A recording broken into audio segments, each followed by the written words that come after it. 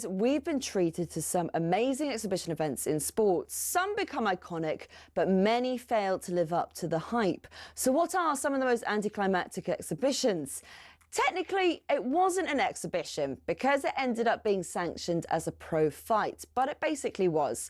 2024 saw Mike Tyson return to the ring to fight YouTuber Jake Paul. The event, which Paul won, was streamed by 65 million people on Netflix, making it the most streamed sporting event ever at the time. But many complained of buffering and freezing. And as for the fight itself, well, it was considered an entertaining disaster. I mean, it wasn't prime Tyson. He was 58. And after the fight, Paul, who was 27 at the time, said he'd actually gone easy on Tyson towards the end. Now, Mayweather-McGregor in 2017 was a better watch, despite Mayweather going rope-a-dope early on, but it was way too expensive. Pay-per-view was 75 quid, and in the stadium, the cheapest ticket was over 370. Now, this next one you could have watched for free, only because the pay-per-view had streaming issues, so they had to open it out. I'm talking about Tiger versus Phil in 2018, which was nicknamed The Match. Massive names and massive rivals going head-to-head. On paper, it worked. In reality, it didn't. The two players were mic'd up, so we all thought we'll get fascinating insight. We'll be able to hear them insult each other for 18 holes. But what we actually got was more heavy breathing and sniffles. And for two GOATs, the golf itself was bang average.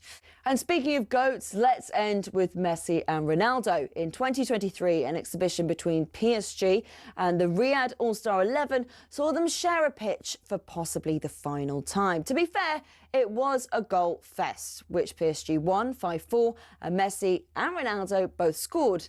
But it was obvious they were past their prime. El Clasico, this was not. And with it being in Saudi, there were more sports washing claims.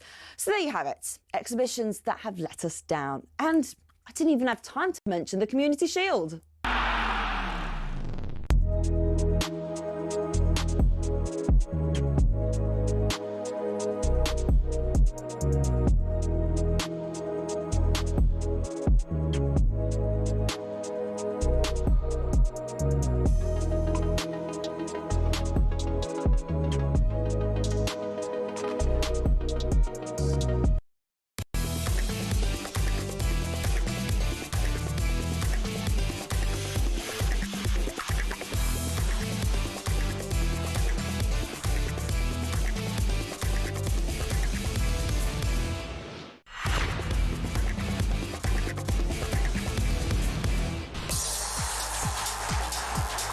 Very good evening and welcome to talkSPORT. Thank you for joining us this evening. This is the Transfer Insiders, and as you just heard from Uma, breaking news this hour. The worst kept secret in football, Matthias Geisler is the new Newcastle manager. We'll have talkSPORT.com's Jack Cunningham joining us momentarily to react to the news. Otherwise, a huge show for you tonight. I'm Gavin, Laura Kirk-Francis alongside me. We've had another Ziegler bomb as Gianni Infantino's desperate attempts to cling to power continue, promising Morocco the World Cup final in exchange for their support. Is there anything the man won't do at this point? It's D-Day for Vinicius Jr. Real Madrid increasing their offer. Does he renew? Does he head to free agency next year, or will he finally make that much vaunted move to North London? Plus, we're going to talk United. We're going to talk Liverpool having no defenders. And most importantly, because it is me and Laura tonight, our top 5 Premier League gingers of all time. Obviously, we want to open up the phone lines on that. 03717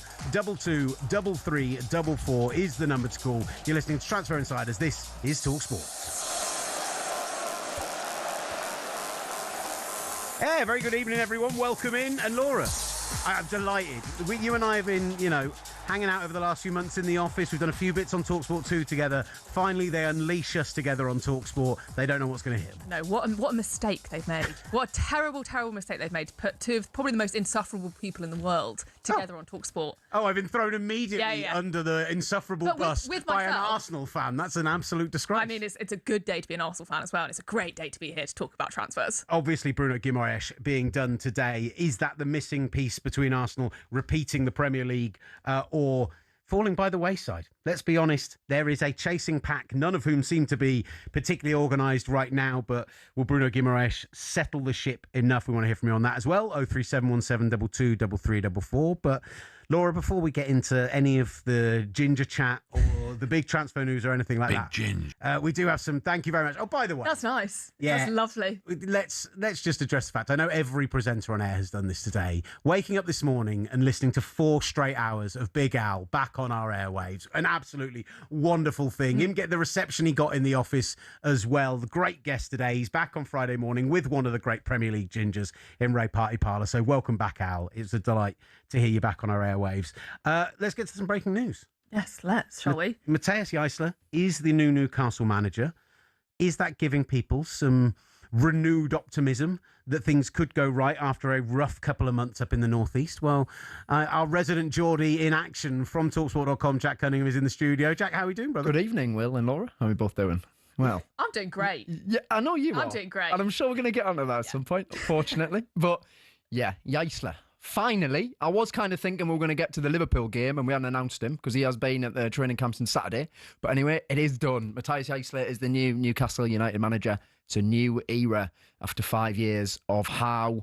And I'm excited. I genuinely am excited. I think I was feeling more worried about the season if Howe had remained than I am now with a total unknown in Jaissler. And the reason for that with Howe is I felt his fire, his spark had gone. I didn't see that inner drive anymore that I saw for so long. It felt like he was out of ideas. It felt like he was broken. It felt like he realised that essentially probably once he found out that Bruno Guimaraes was leaving, because they had constant conversations over the summer, I think he felt that maybe I've done all I can and it's time for him to step away. And we've got the new man, Jaissler, in. You said he's a total unknown. What can you tell us about him in terms of what kind of style he brings? He's been working with the players already, and he's likely to be different to Eddie Howe. But in what kind of way do you think? What can Newcastle fans be excited about? Yeah, really interesting. So I think if anyone was to look at him and say, oh, he's only managed at Salzburg and Al you would probably rightly have doubts about it. Now at Salzburg, he had a team that consisted of Šeško, Openda, Adeyemi. And you've got to look at what they've gone on to achieve. They've all gone on to play for big European teams. Adeyemi's just joined Barcelona. Šeško's up front for Manchester United. They had Okafor as well, who's at Leeds. And with that team, they won back-to-back Austrian leagues. But the big thing was they made the knockout stage of the Champions League for the first time in their history. They got the round of 16. They got draws against Chelsea and AC Milan along the way. And then he totally makes a sidewards, a weird step. Not many people were expecting him. I think most people were expecting him to go to Germany, maybe take the Leipzig job, or maybe a Dortmund or something like that. And he goes to Al Ahly, where he steps into an entirely different dressing room. We're looking at Mahrez, we're looking at Firmino, we're looking at Edouard Mendy, we're looking at Kessié, and we're looking at Tony. Big personalities on big money. And he wins back-to-back Asian Champions Leagues with them. So it shows that he can manage 2 different types of players. And also the Al Ahly fans, at one point the form wasn't great and they were going to replace him with Allegri, and they came out and protested against that. And you don't see that very often. I think in terms of his style of football, he either plays a 4-3-1-2 with 2 split strikers, or he played a 4-2-3-1 with inside forwards. So one thing that Newcastle fans have been kind of crying out for was to play down the centre of the pitch, because Eddie Howe's football, he sort of evacuates the centre of the pitch and just leaves it's like wide triangles and stuff. I think we're going to see a totally different style in that sense. I think we might be able to see the best out of Walter Marder. We're probably also going to see the best out of Asula as well. I thought you might say Johan Whistler then. Nope. I'm not a fan. He's going to have to do something to change my mind on him.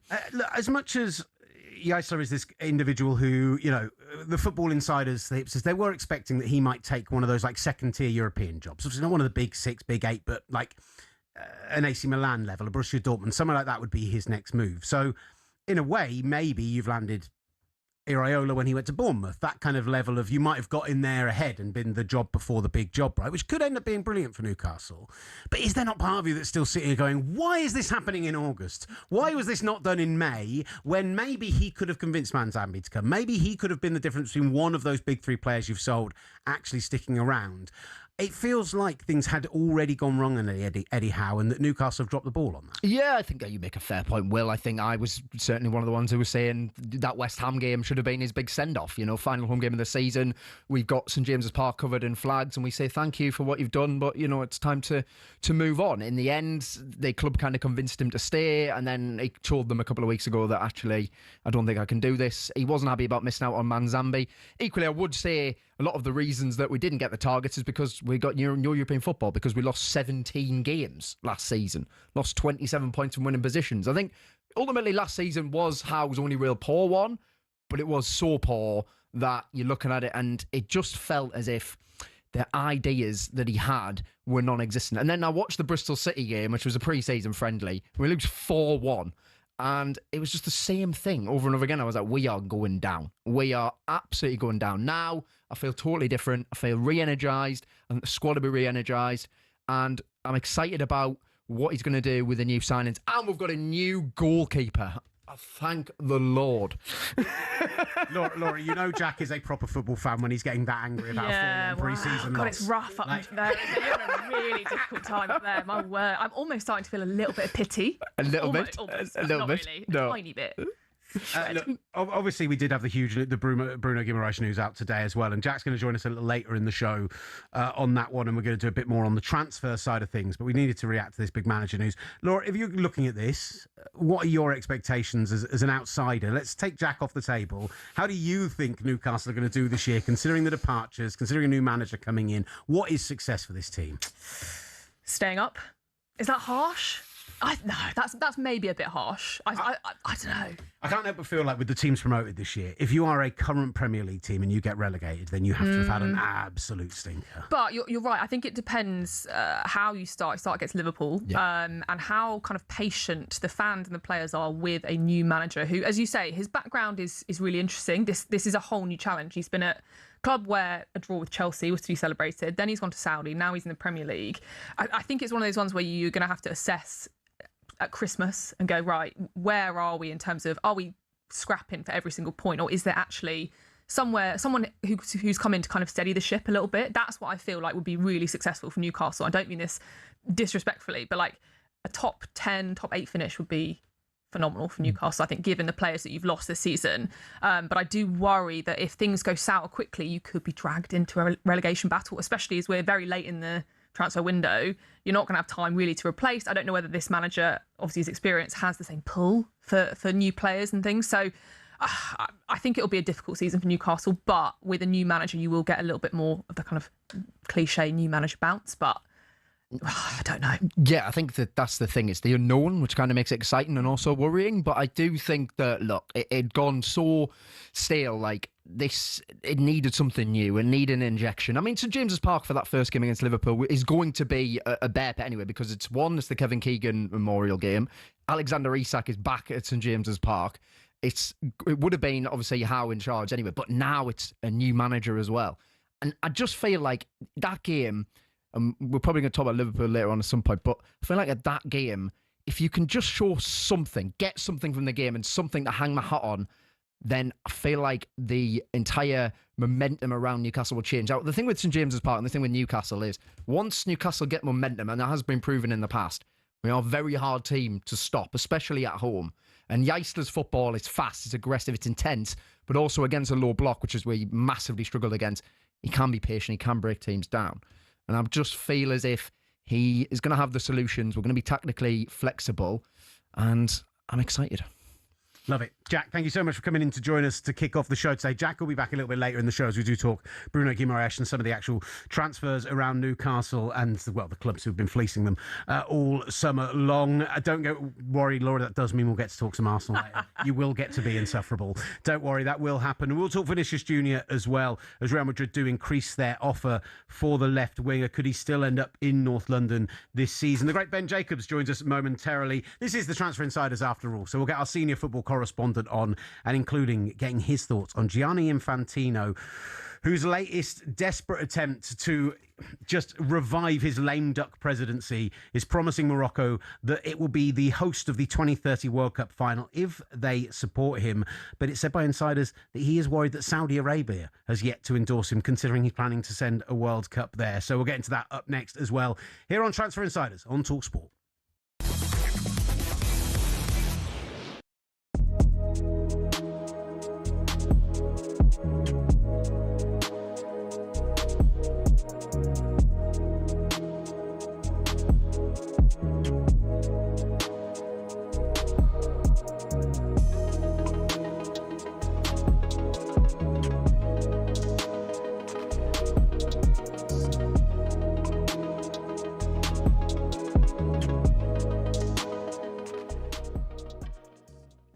No Vin, no fee. That's on the back page of The Sun, with also Arsenal target Vinny Jr. back in training with Madrid. You feel as though, if the Madrid deal happens, he will end up staying.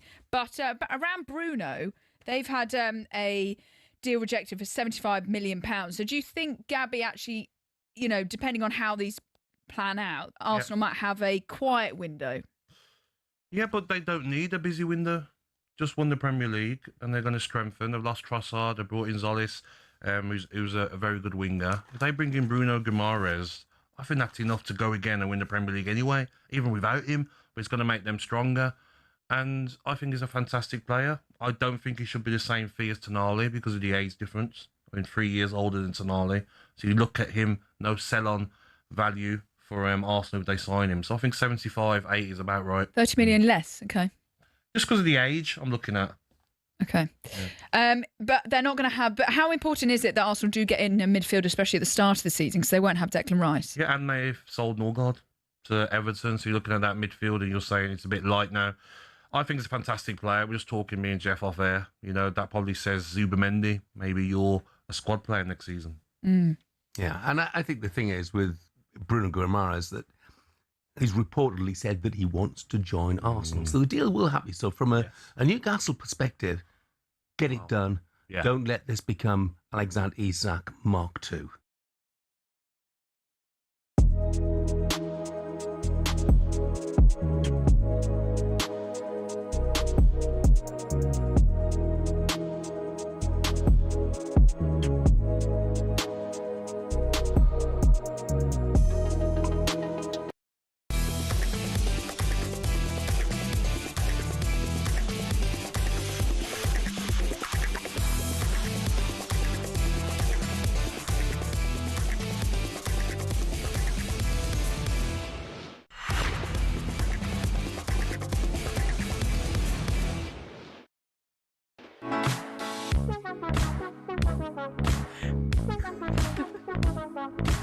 You are listening to the Transfer Insiders on talkSPORT. I'm Will Gavin. Laura Kirk-Francis alongside me. 03717 22 3344 is the number to get in touch with the show. We want to hear from Newcastle fans tonight, right, Laura? Yeah, but only optimistic ones. I think we've had a lot of sadness from Newcastle fans, understandably, but we want to hear whether you're excited about this new manager. A new dawn is here, right? You have cleared the decks. Those players were almost always certainly going to leave. Now it's a chance to look forward to the future, to put last season behind you.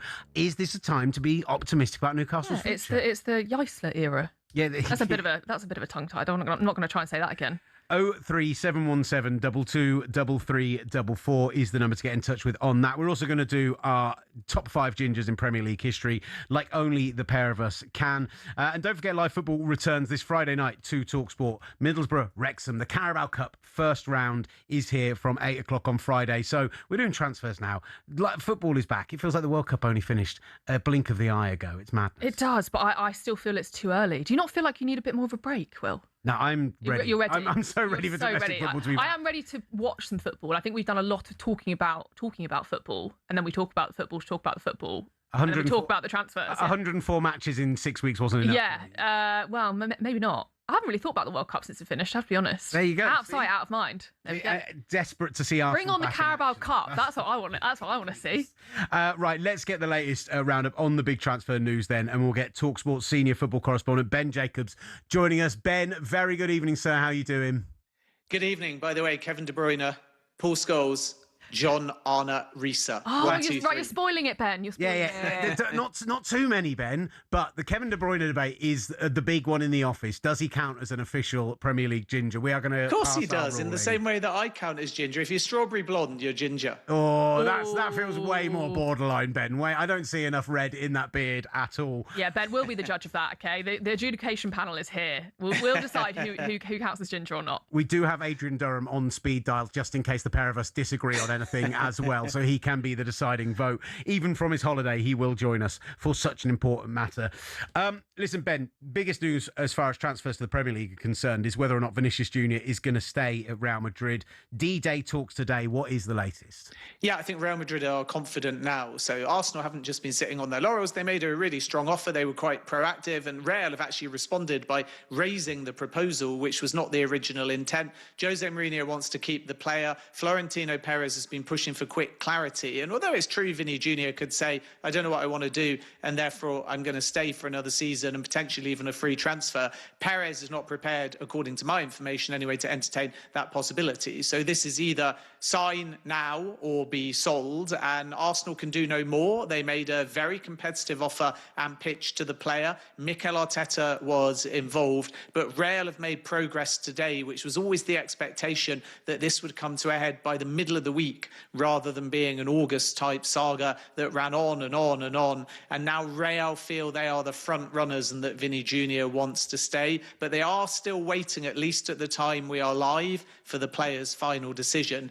And I'm told that's imminent, and imminent being defined as hours or maximum 24 hours for direction of travel rather than weeks or the whole month of August.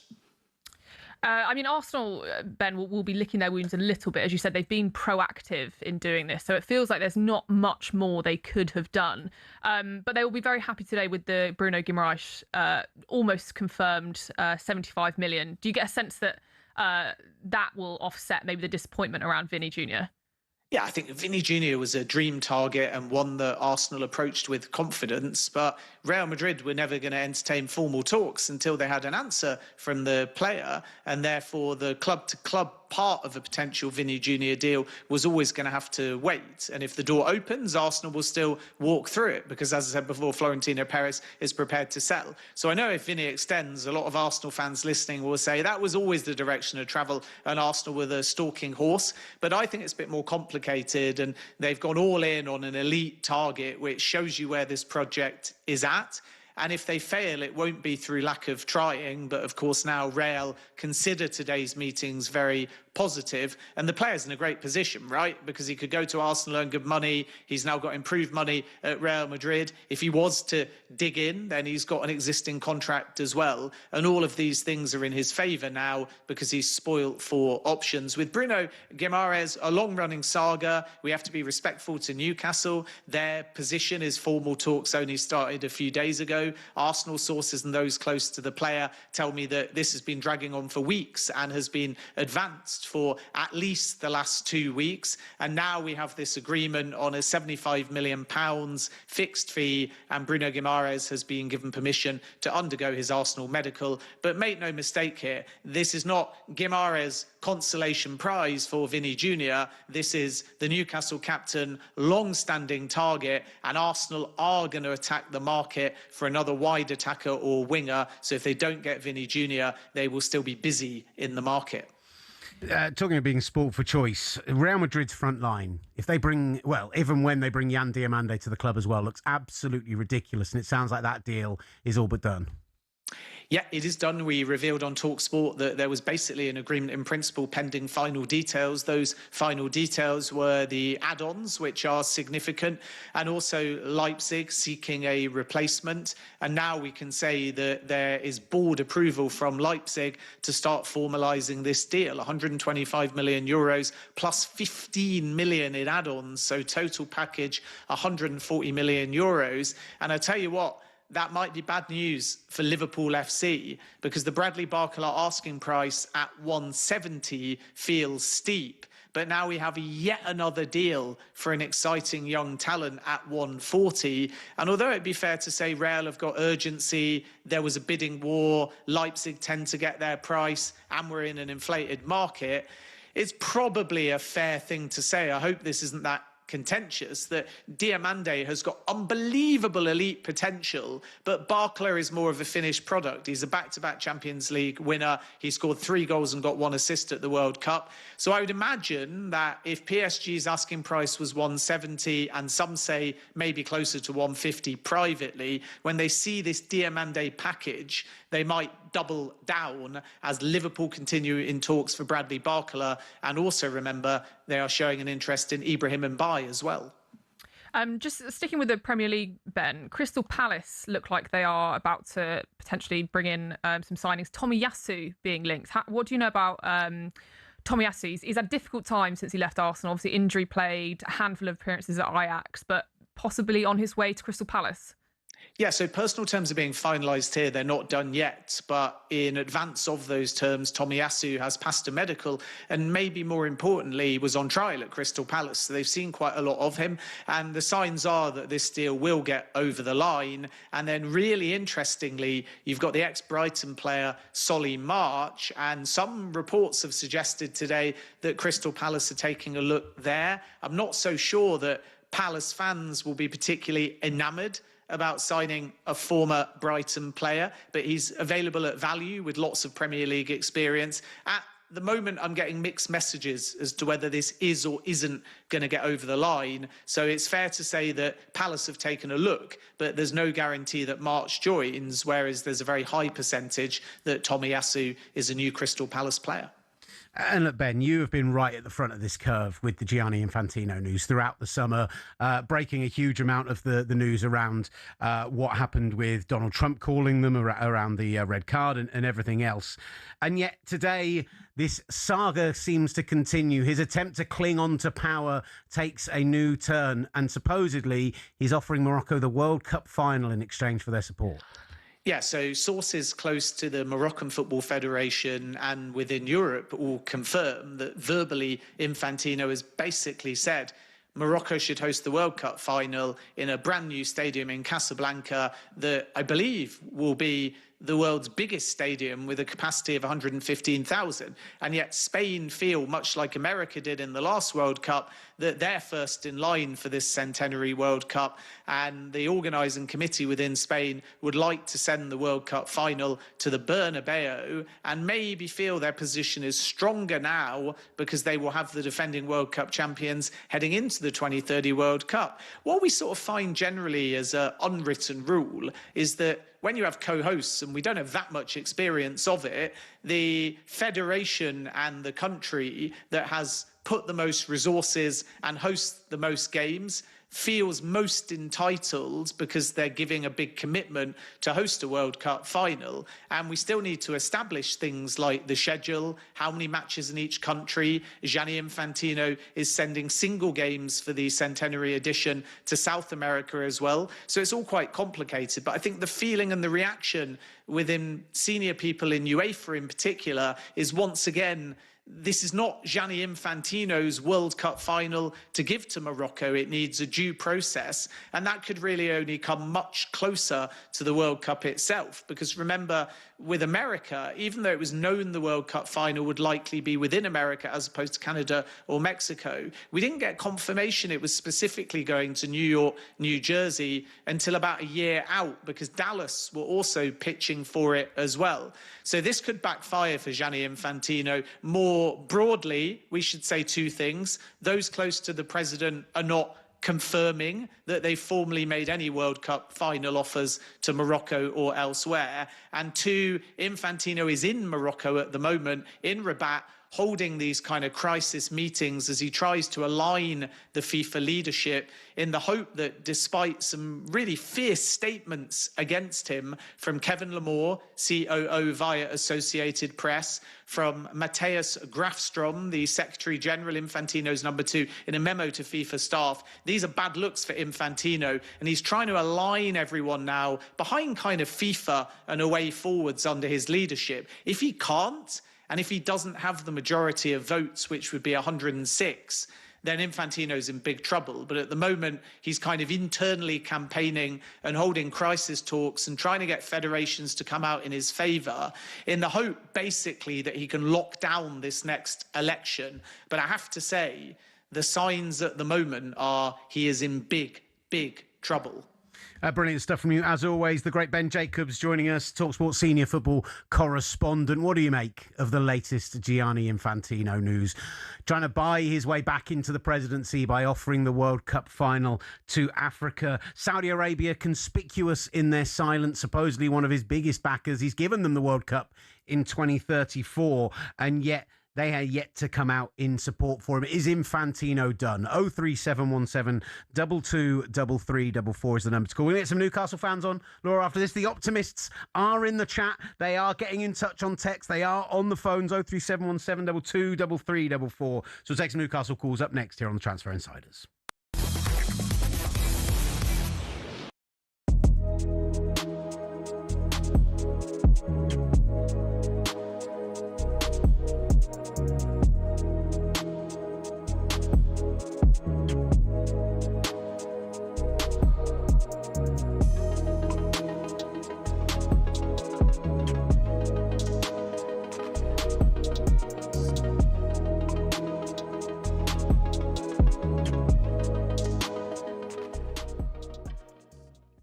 Do you think he'll regret the way he went about last year?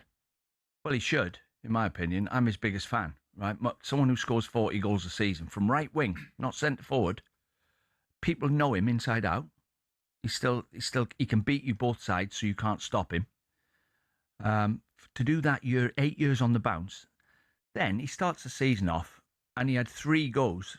In my opinion, he threw his toys out the pram and said, the club have thrown me under the bus. That was the first one. We're all going like, what do you mean by that? Club has thrown you under the bus. Just had an unbelievable bumper contract. He's got a 2-year contract, 500 grand a week.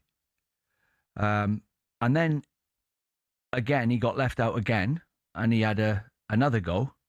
And then just as he was on his way out the door, and he hadn't got the manager of the sack, he had another go saying we should be playing Jurgen. Basically, we should be playing Jurgen Klopp football and go back to it because we've gone right off the boil. And all the directors must have read it and gone, right, we've obviously got the wrong manager. So I don't think he should have done any of that, but he done it, and now he's gone. So I think probably on reflection he would have thought, I've tarnished he's like a superstar at Liverpool. He's up there with Kenny Dalglish and Ian Rush as a legend. But that leaving like that, I don't think he should have done that because it was petulance. It was like as if, you can't leave me out, I'm Mo Salah. Well, he did.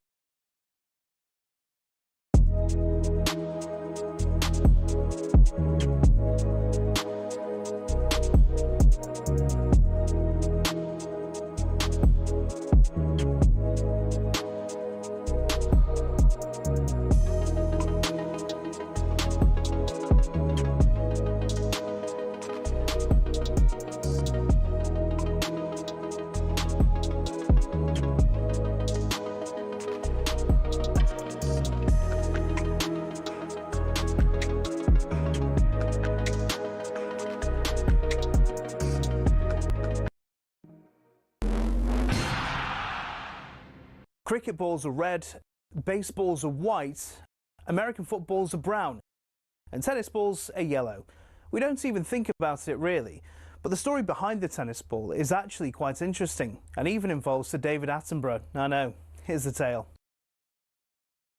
Tennis has its roots in 12th century France when people used to make balls from all sorts.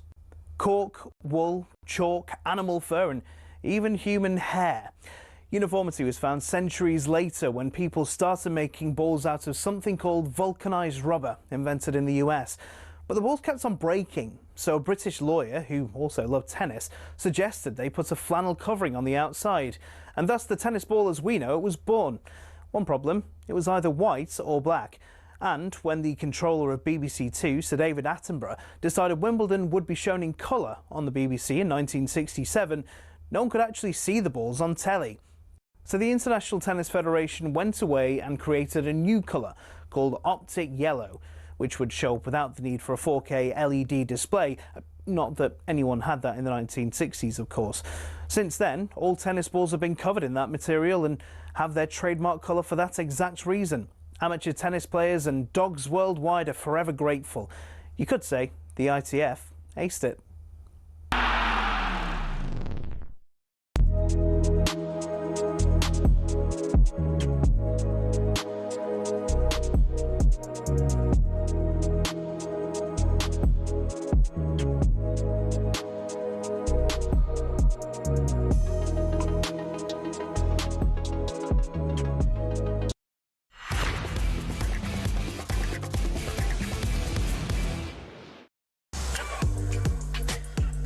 Yeah, the Ginger Adjudication Panel residing in the studio for Transfer Insiders. Will Gavin, the wonderful Laura Kirk-Francis alongside me. A lot of you getting in touch on that very topic. We will get to them as we do top 5 Premier League Gingers a little bit later in the show.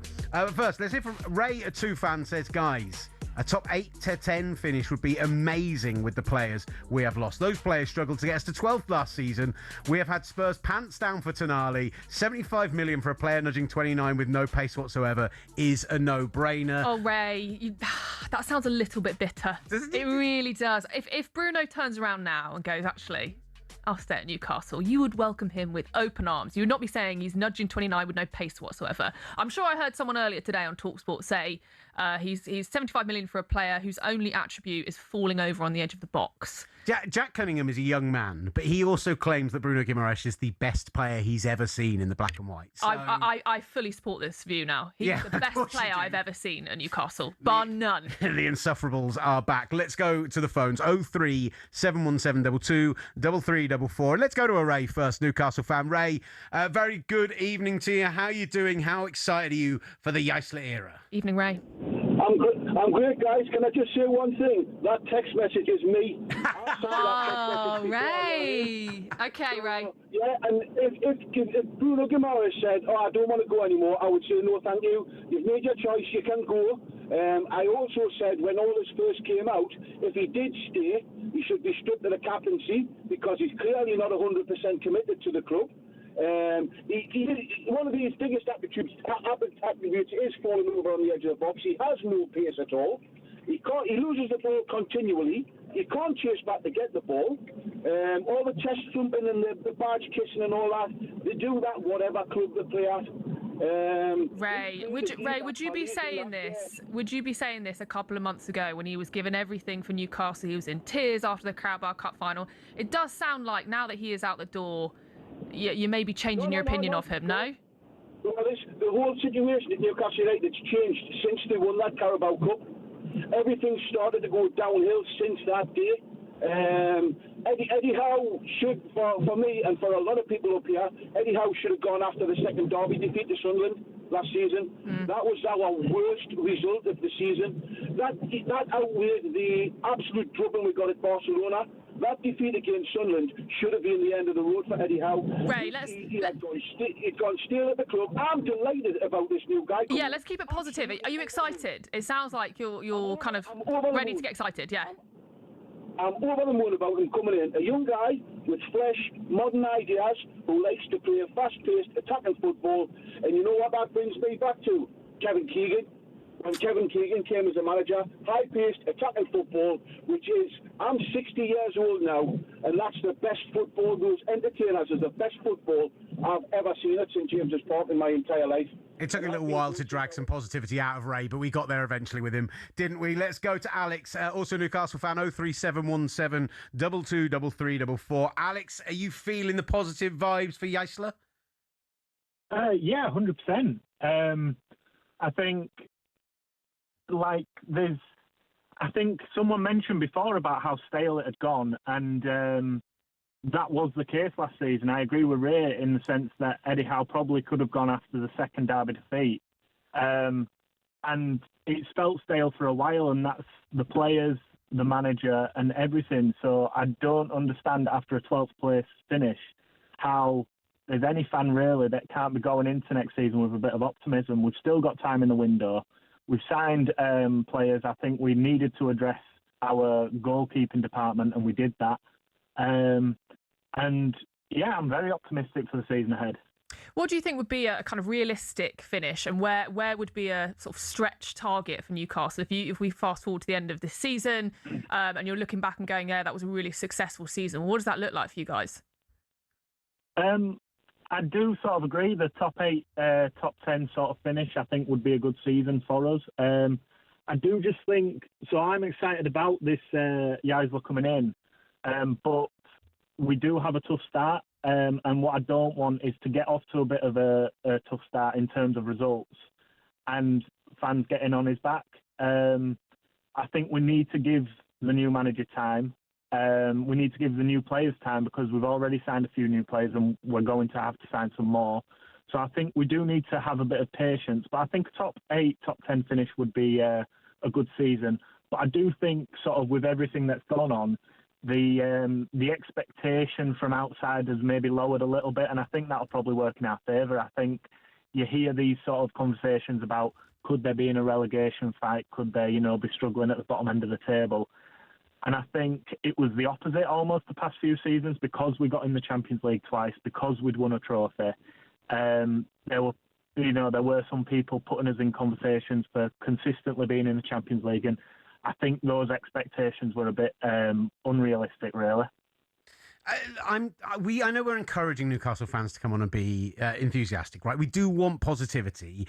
But do you believe that when you talk about the exciting style of football, the young manager, do you have the players there to achieve this season? Do you have the actual potential to push on and be a top 8 side, for example?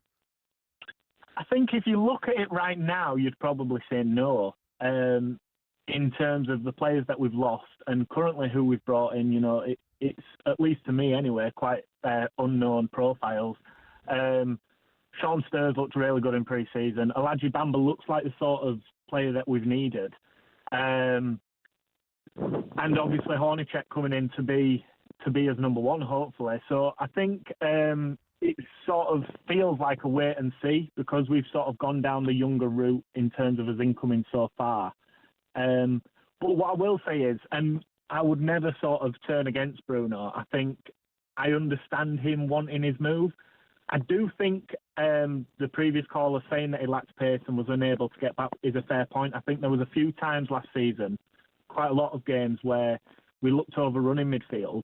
And I think a change of formation, which it sounds like we'll get with the new manager, some more bodies in there and some more athleticism, because that is the only attribute really that I think Bruno lacked, could help us out in the middle of the park. And then I'd like to think that, like I say, we've got probably at least 3 to 5 more signings to come. I think we need a right winger.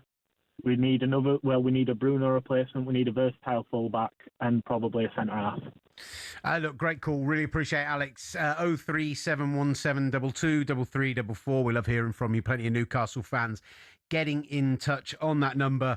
And look, from the perspective of getting excited, second youngest manager in the Premier League, only Fabian Hürzeler, who is 33 years old, basically a child in managerial terms. 33. 33. Oh my goodness me. Yeah, it's upsetting, isn't He's it? younger than me. That's horrible. Don't ever say that again. and God. Significantly younger than me. But the pitches that they are getting, kind of like Andone Areola coming out of Rayo Vallecano when he did, and getting somebody coming out of maybe a less fashionable situation, but who is very well respected internationally, who was expected to go to a big job, and getting ahead of it. And there's just a little bit of me, as much as I want Newcastle fans to be positive, that just thinks, is that how far you've fallen from a position where your ownership were talking about you being the biggest club in the Premier League by 2030 only 3 years ago? Yeah, especially if you look at it, it's happened quite quickly as well, that Newcastle have kind of gone, sort of turned a corner and then turned a corner again. So they've now done a 360 back to where they were. I was looking at when Bruno Guimaraes last scored against Arsenal, and it was back in 2022, which basically ended Arsenal's top 4 charge. This is 4 seasons ago. And if you look at where the clubs have kind of diverged from that point, and you go, well, Newcastle really made a challenge in that following season, a couple of incredible results, that PSG result in the Champions League.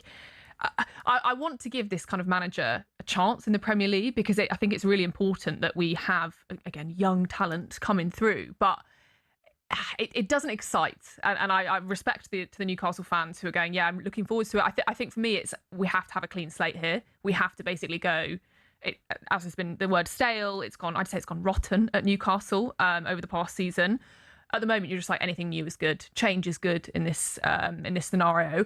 I do wonder how much time he's going to be given. I don't know whether the owners, certainly that's another kind of mess that needs to be unpacked, whether they're going to look at him and go, right, this is the person who is going to lead a club through a very difficult time, following recent success now to where they are. These things don't happen overnight. The thing is, Newcastle, they don't need us blowing smoke. Newcastle believe in who they are as a club, and they are a great fan base. St James Park is a wonderful day out. When you get an entertaining Newcastle team, the Premier League is a better place for it. So don't get me wrong, if he turns out to be this guy the lofty expectations are being spoken about, and if they can draw something out of this squad, if they can get some great performances out of some of the people who underperformed last year, the Voltemadas, since he moved to 10, the Johan Wissa, who was called the worst number 9 signing in Premier League history, if some of these guys can step up and actually fill the gaps that are being cleared by some of the players that have left this summer, then that's great. That's positive for the Premier League as a neutral. But yeah, I don't know. I'm struggling with the same level of positivity some of these Newcastle fans are having right now. That being said, 03717 22 33 44. We'll talk some Gianni Infantino. Oh, yay. Next, reprehensible young man that he is. What was he called on the news earlier? Cravenly self-interested. 03717 22 33 44. This is Transfer Insiders from talkSPORT.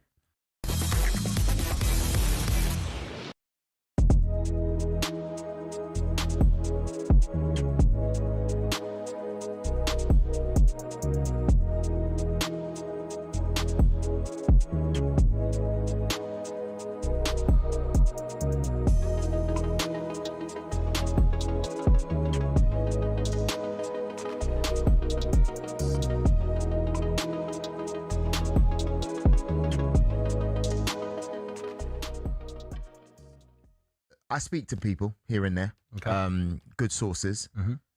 The best thing I can say is that I know for a fact we're not going to rush.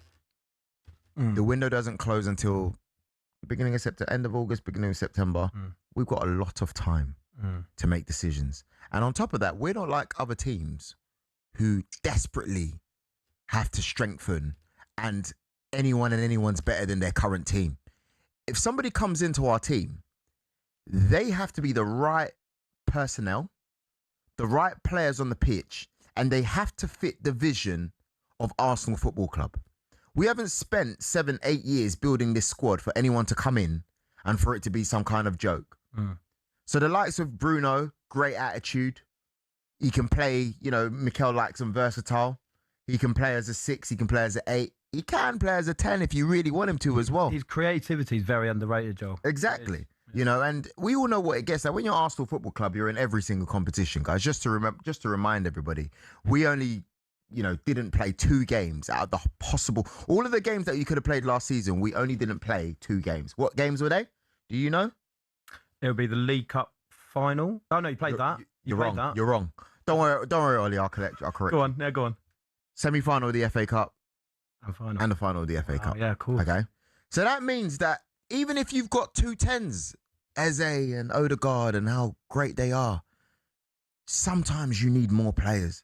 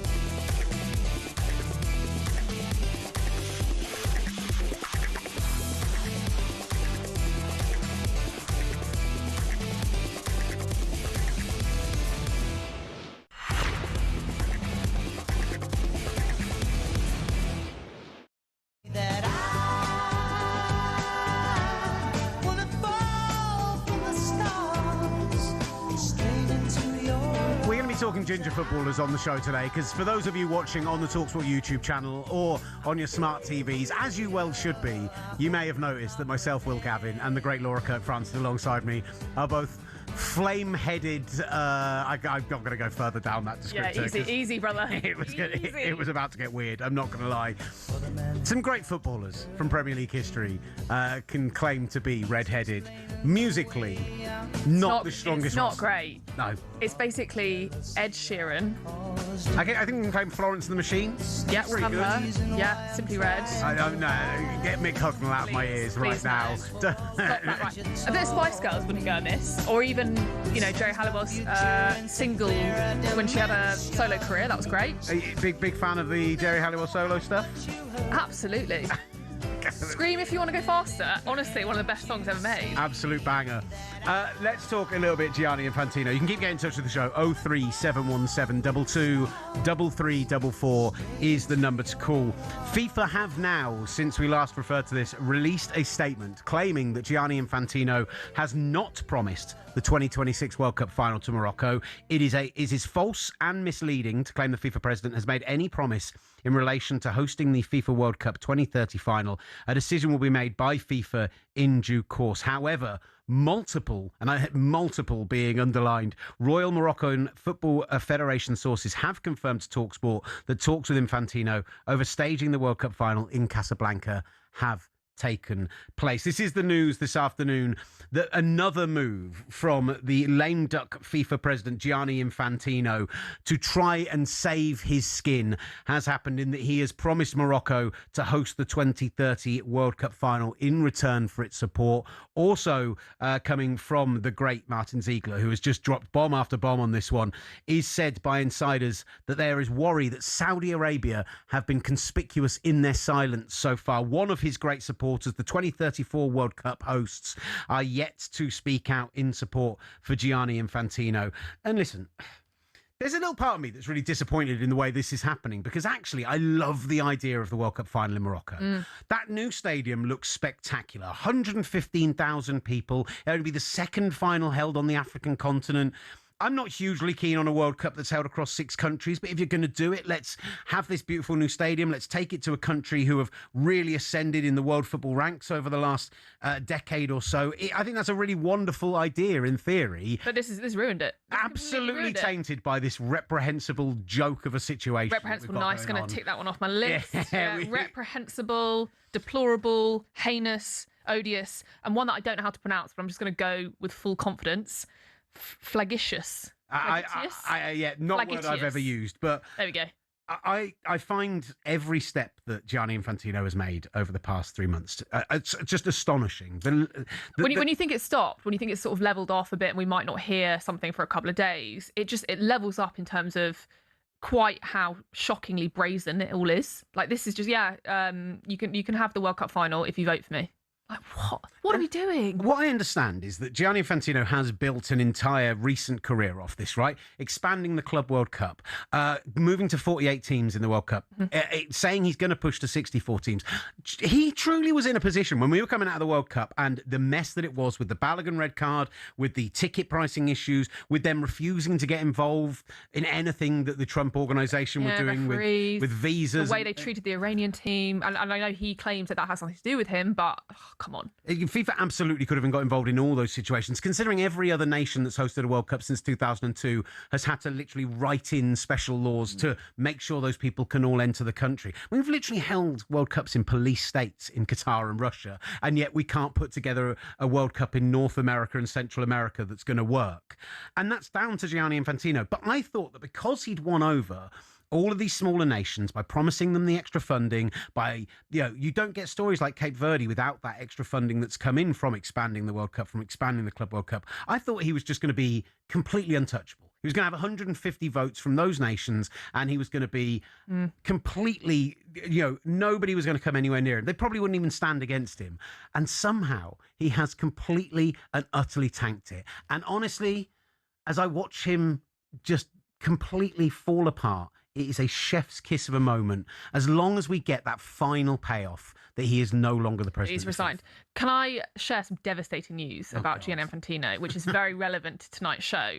You know that as part of his little speech that he did today, I feel Arab, today I feel African. Yes, yeah, absolutely. One thing that we need to consider is that he claims that he had red hair.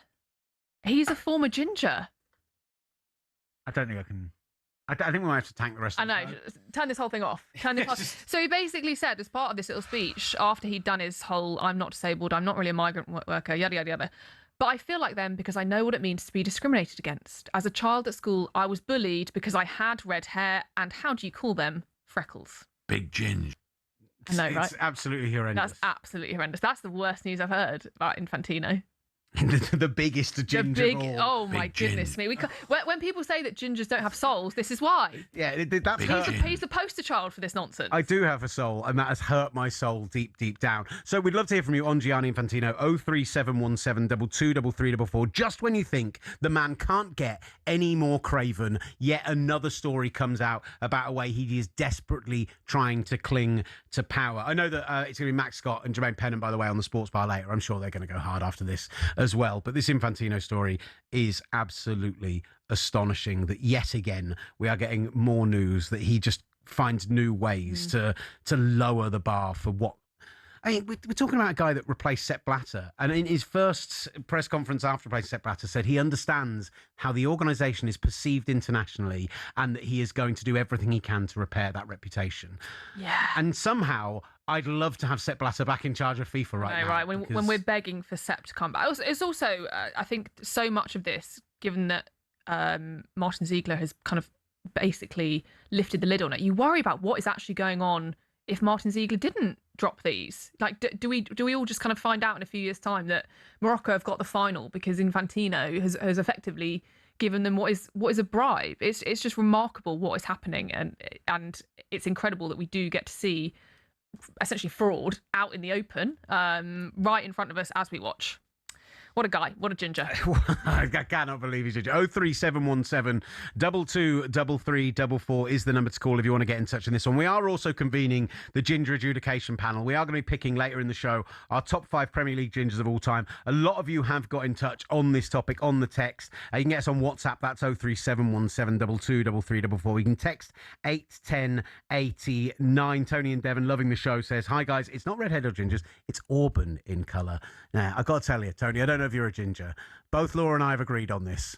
If you try and claim to be anything but ginger, if you try and claim you're strawberry blonde or you're Titian, you actually... Titian. I hadn't heard the word Titian in 20 years before you dropped it in the office earlier. I know, like parents going, don't worry, you're not ginger. I know the bullies are calling you ginger, but just say to them, it's auburn, it's Titian. Don't. Just own it. Absolutely. It is what it is.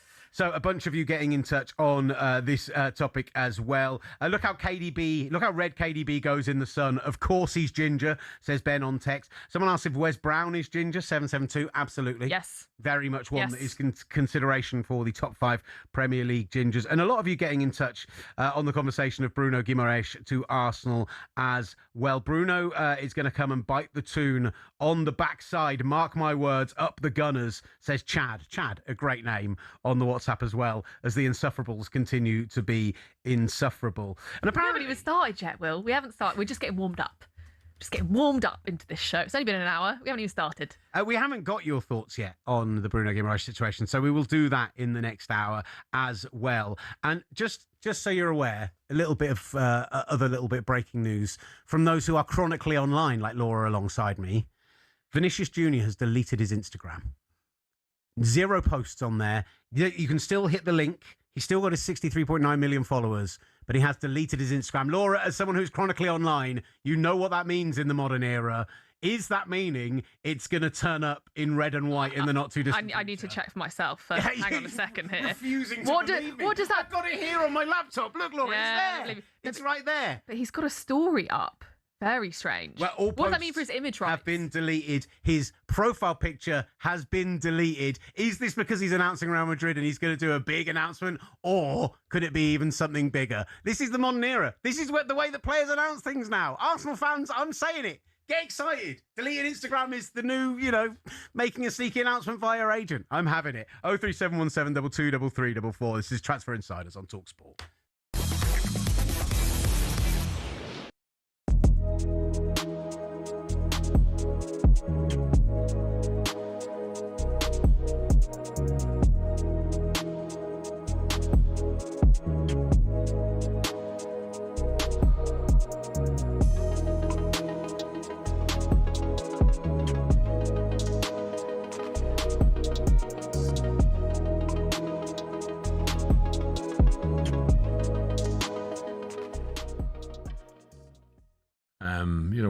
doing this. I finish at 10:15. There's a car outside. I'm like, what's going on? Straight down to Addenbrooke's, Cambridge. Okay.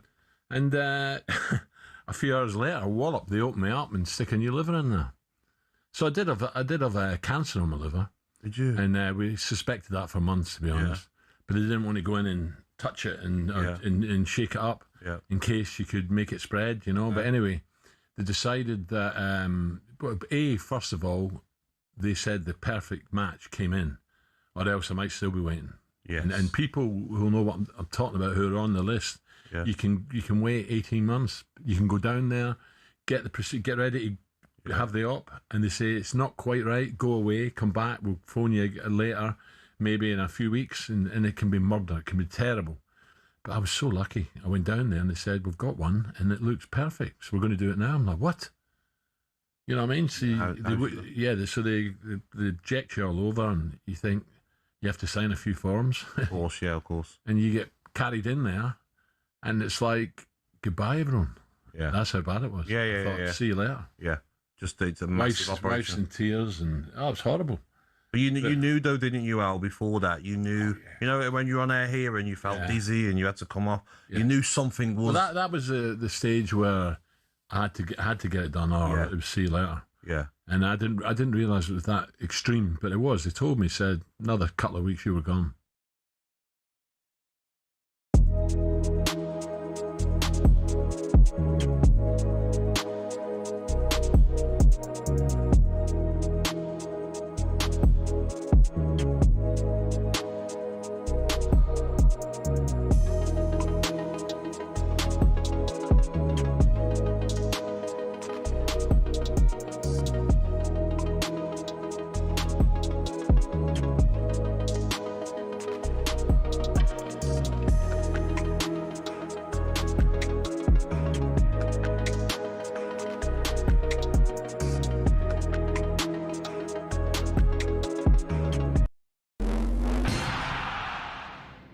Let's be honest, we've all found ourselves raging at a referee's decision at some stage.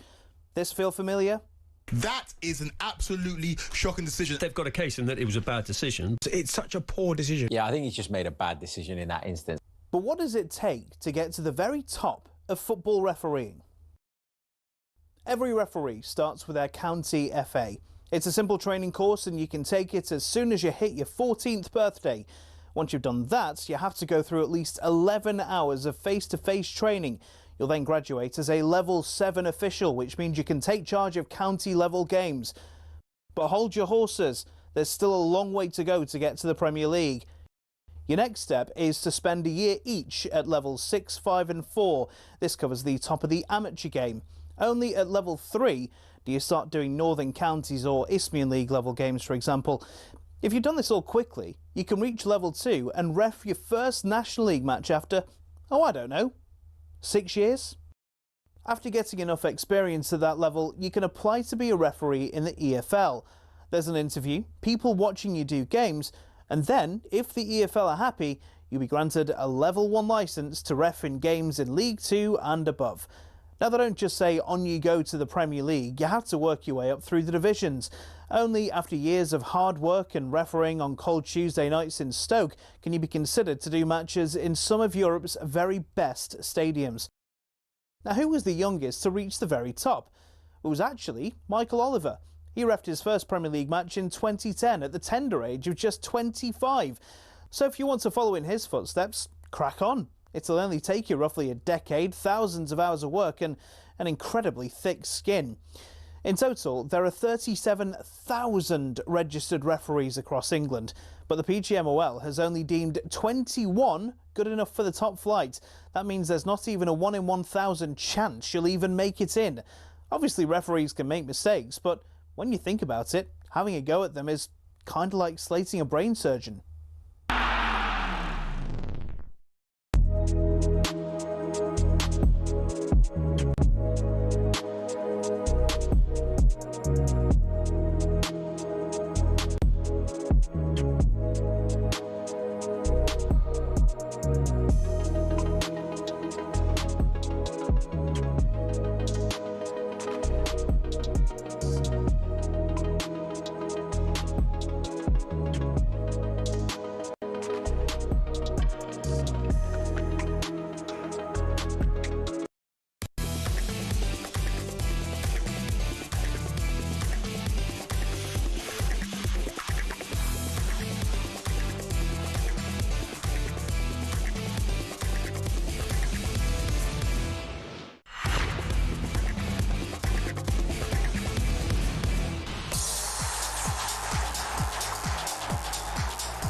Welcome back inside the Transfer Insiders on talkSPORT. I'm Will Gavin, Laura Kirk-Francis, the brilliant Laura Kirk-Francis alongside me, and Jack Cunningham joining us back in the studio this hour. As we talk more Newcastle, we referenced Matthias Geisler joining at 7 o'clock this evening. But what about Bruno Guimaraes' departure, the politics of it, the feelings from the fans? We'll get into all of that. We'll discuss Liverpool's lack of signings so far and the fact that they can barely put out a back four as it currently stands. We will get into Arsenal this hour, I promise. Plus, the Athletic Spanish football correspondent Mario Cotagna joins the show. All coming up this hour on the Transfer Insiders from talkSPORT. Big gin. A few of your headlines are seen in Gianni Infantino's desperate attempts to cling to power continues as he promises the Morocco the World Cup final in exchange for their support. FIFA have put out a statement claiming that is entirely false, but multiple sources in the Moroccan FA have told talkSPORT that those talks have held place. It's D-Day for Vinicius Jr.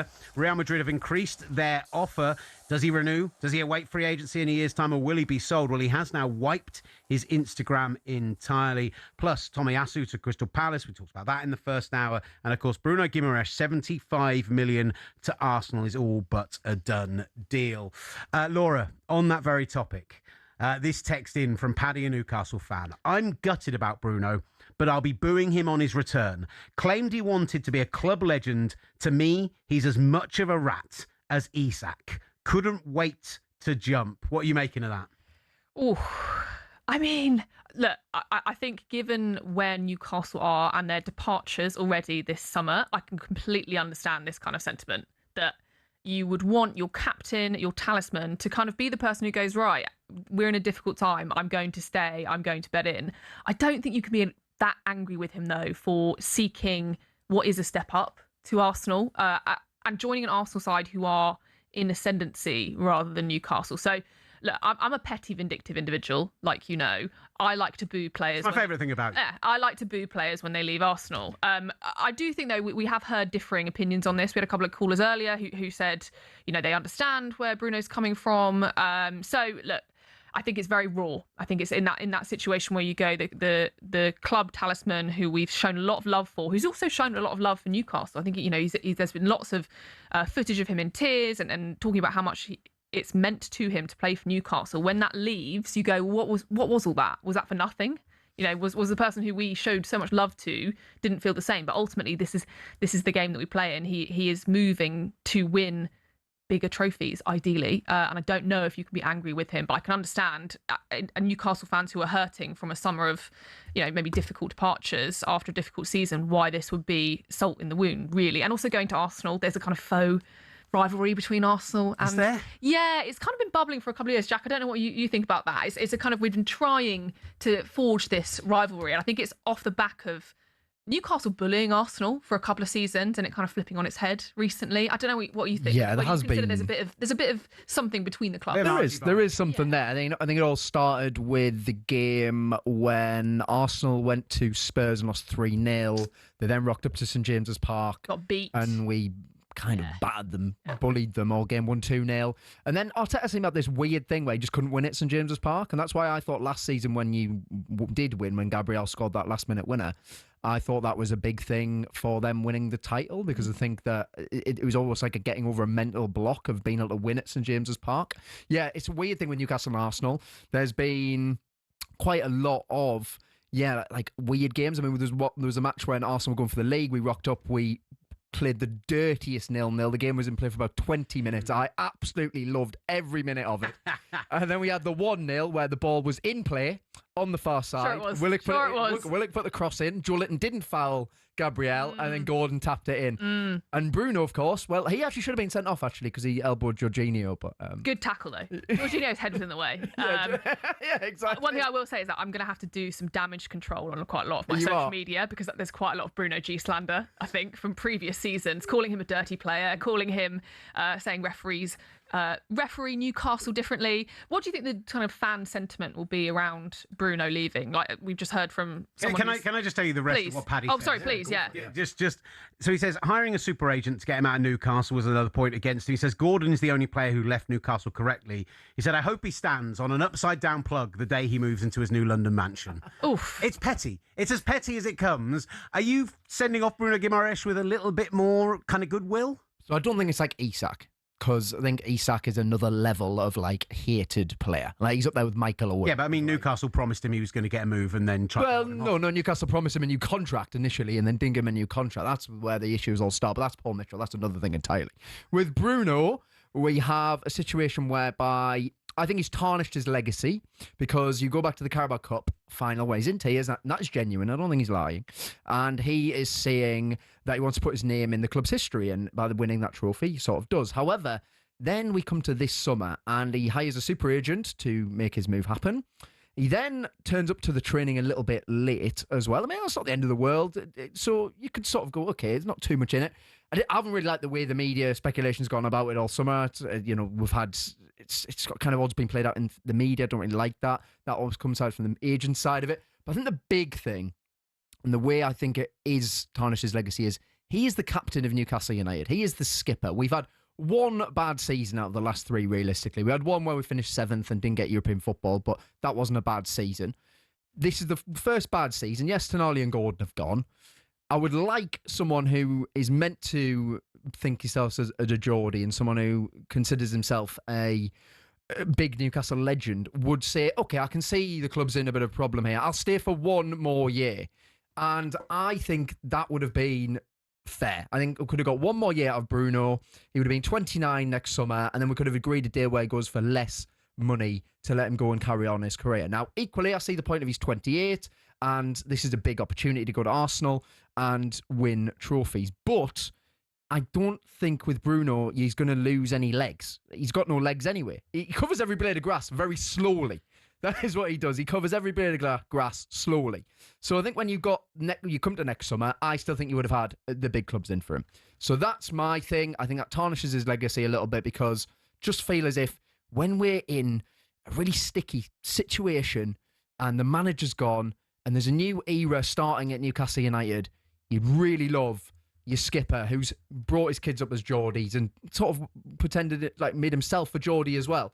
I'd love him to stick it in and carry on. Yeah, a lot has been made of his age and kind of the point he's at his career, and you can kind of, as you said, you can understand why he feels like this is peak time to go and join a kind of club that are, very, very close to achieving the ultimate in football, you would say. And I think it says more that he wants to leave now and capitalise on that, rather than staying, as you said. I think there's a huge sort of sentimental view of he stays one more year, he helps Newcastle recover from a difficult season, but ultimately I still think he's the perfect fit for Arsenal. And I know I say that as an Arsenal fan, but in the scenario that he goes to join in and the player that he is and the age he is, I don't think you can wait a year. I don't know where he'd be in a year's time. As you said, he's got no legs. Yeah, that's why he's going to play with Declan Rice. He's got legs aplenty. And after we've put him in a cryo chamber for a little bit so he can recover. But he fits into an Arsenal midfield really well. So I do wonder whether St James's Park, do you reckon the reception will be difficult for him? I think it'd be mixed. I do think it'd be mixed. I mean, it's not going to be like Isak, where every single touch of the ball he is booed, to the ends of the earth. I don't think it's going to be like that, because he did still captain the club to the trophy, first trophy in 70 years. And when I think about that trophy, I mean, I watched it again sort of when Howe left, because you still get emotional. I mean, I understand as an Arsenal fan, Arsenal have won bigger trophies, but for Newcastle, generations and generations of heartbreak, pain, loads of fans who weren't there, unfortunately, didn't get to see it. They lived their whole life without seeing Newcastle win something. So that means something, and that is always going to be with Bruno, absolutely. It's just maybe that when we need him to stay for just one more year, he's kind of left. Yeah. From my perspective, like outside looking in on Bruno Guimaraes, when you talk about like how perfect he is for Arsenal and putting Declan Rice in the cryo chamber and all of that stuff, I don't mind that he's not got legs, because you've got Zubimendi there, who, as much as he was run into the ground last season, he is a workhorse. You've got Lewis Skelly, who did brilliantly when moving into the midfield last year. Like, are you telling me that if you put Bruno Guimaraes with MLS and with Zubimendi in a midfield against 12, 13 out of 19 of your Premier League rivals, if you drop Rice for those games to give him some time off, that's not still a midfield that should go and win that game for Arsenal, when you consider everything else in that team? So that's why, as much as Vinny Jr. is exciting, and maybe it still happens, and he's deleted his Instagram and everything else, this feels like, if you're going to go and win a back-to-back Premier League, something that Arsenal have never done before, something that only United, City, and, of course, sadly. I don't even want to say Chelsea have done it, but yeah, those three are the only three clubs that have done it. If you want to do that, this feels like the more significant signing for you to me. It does, and I think, as you've just mentioned there, the problems that we had last season was a lack of trust from Arteta in actually using some of the squad. So Norgard has come and gone; he wasn't used, and it gives Rice a chance to rest. He's likely to, we're not going to see him for the first bit of the season. I think Bruno also fixes a problem that we've had in terms of, I hate using sort of cliches like this, but line breaking balls. He's very, very good at playing it forward, which Declan Rice is perhaps not as strong at. So I think in terms of whichever way you look at this signing, it fits from a timing perspective. He's joining a team that doesn't need a massive overhaul. It needs small tweaks. He's joining a kind of very specific need given the World Cup. He will likely be playing a lot in the first bit of the season. He's Premier League proven, so he doesn't need loads of time to fit in. I think whichever way you look at it, this is a very, very important, very shrewd, and I think for the price, I don't know what you make of your expectations going into this. I think 75 million's pretty good, if I'm honest. I thought this would go well into the kind of 80s or so, but again, the age of the player, that kind of thing might play into it. Newcastle maybe expected a bit more. Yeah, I'm fuming with the price, to be brutally honest. Like, when I first heard the first offer, 70 million, I called it disingenuous because I rate him so highly. I mean, Tonali goes for 100 million. I appreciate Tonali's a bit younger, but Bruno is not a bit younger. Twice the player. 8 years younger. Tonali's 25. Oh no, I'm thinking of the guy that served Masis Fernandez. Terrible for me. Don't worry about it.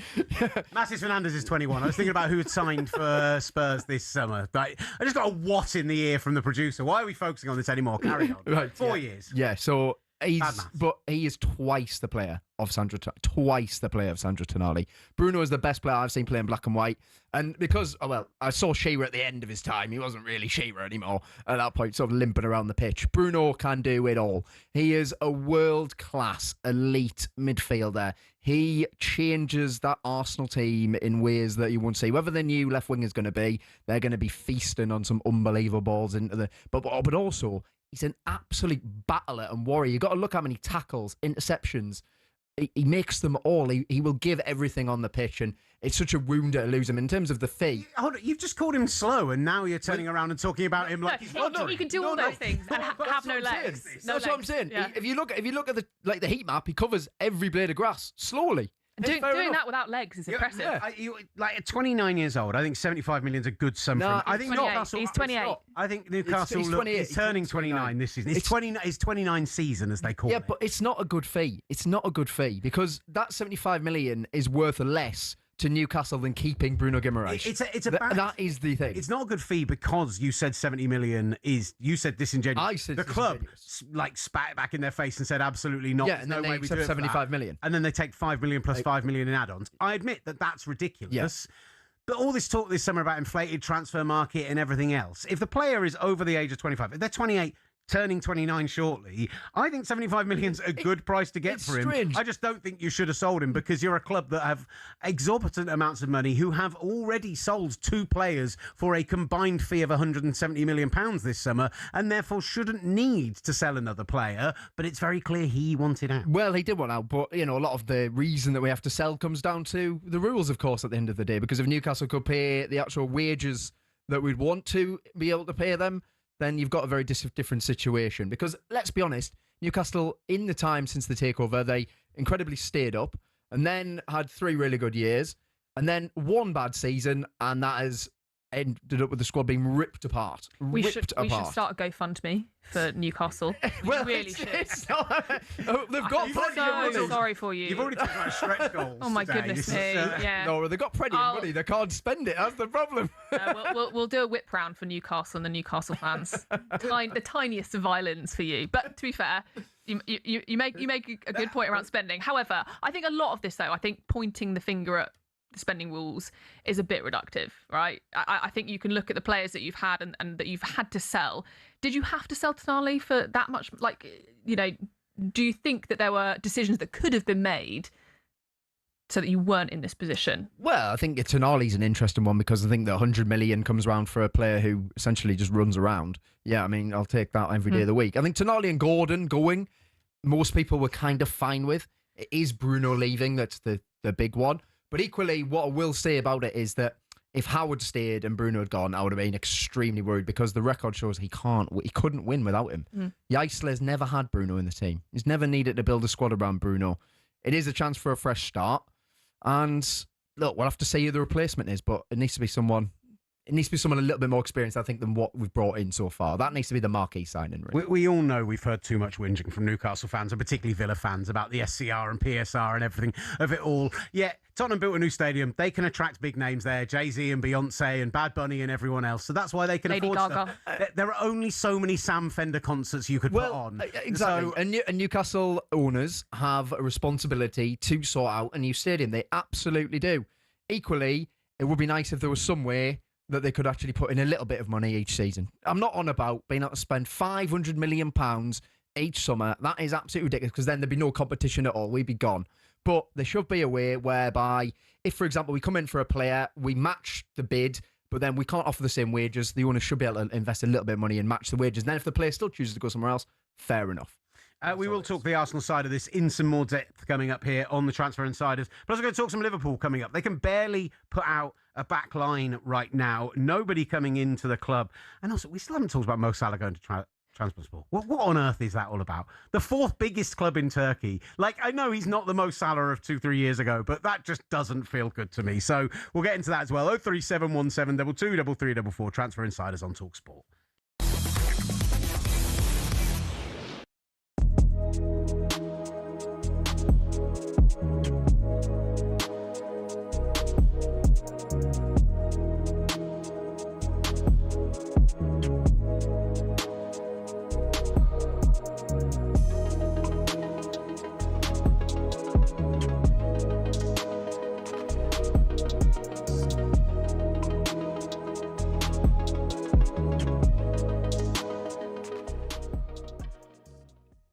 I anticipate Arsenal to absolutely go again and just be as good as they've been this season. Mm. The key element for me on the title this year is Rodri.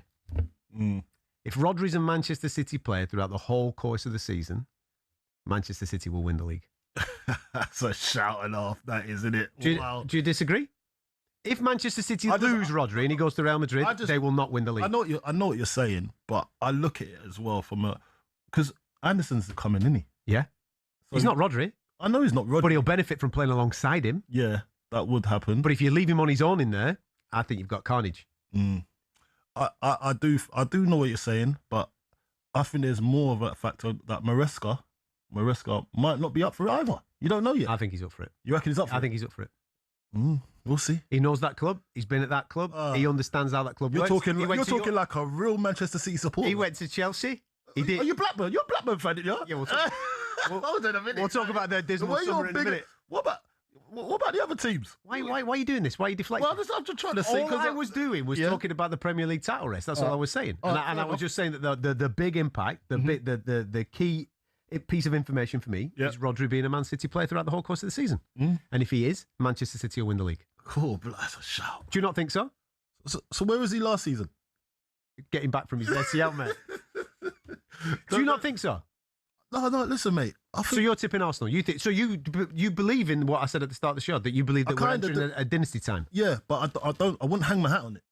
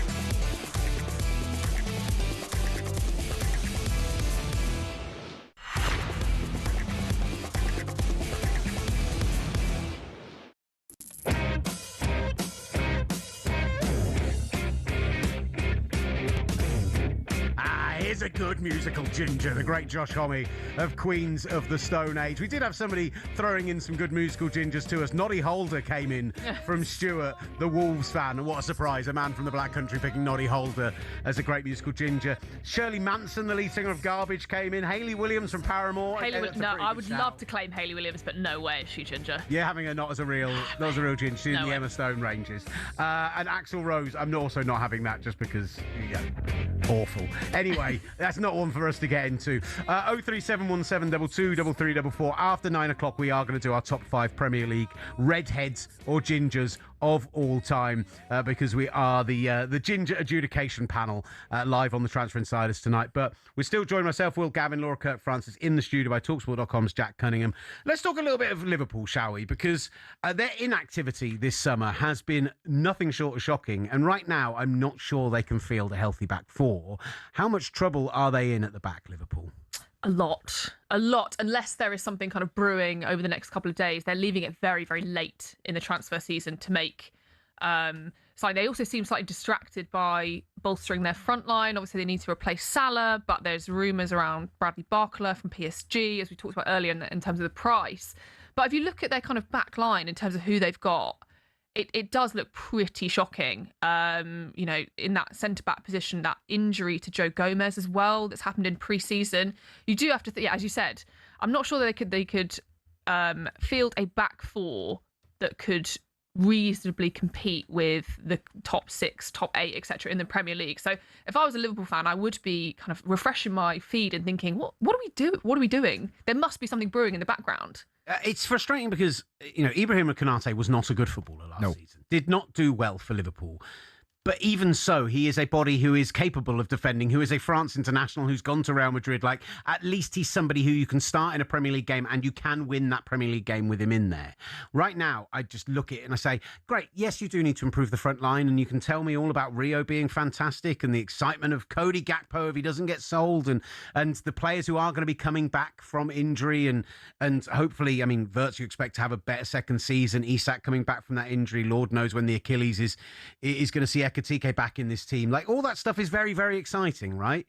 But if Andoni Iraola can't get them to be solid, I have no idea how they're going to challenge at the top, Jack. Yeah, really interesting. I think when you look at this team, so you got Van Dijk, 35. Already there was signs of decline last season. Like, there was a few really poor games he had. Jackie has just joined.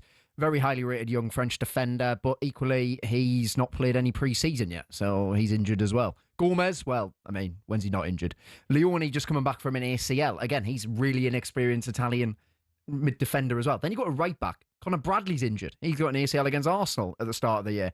And Jeremy Frimpong, and he does not convince me whatsoever. He's got no IQ at all. Feels like he's playing like what his best position. No, is, exactly. right? But it feels like he's playing like street football. I don't feel like he's actually really knows what's going on when he's on the pitch. Like, you're a right back, mate. Like, defend properly.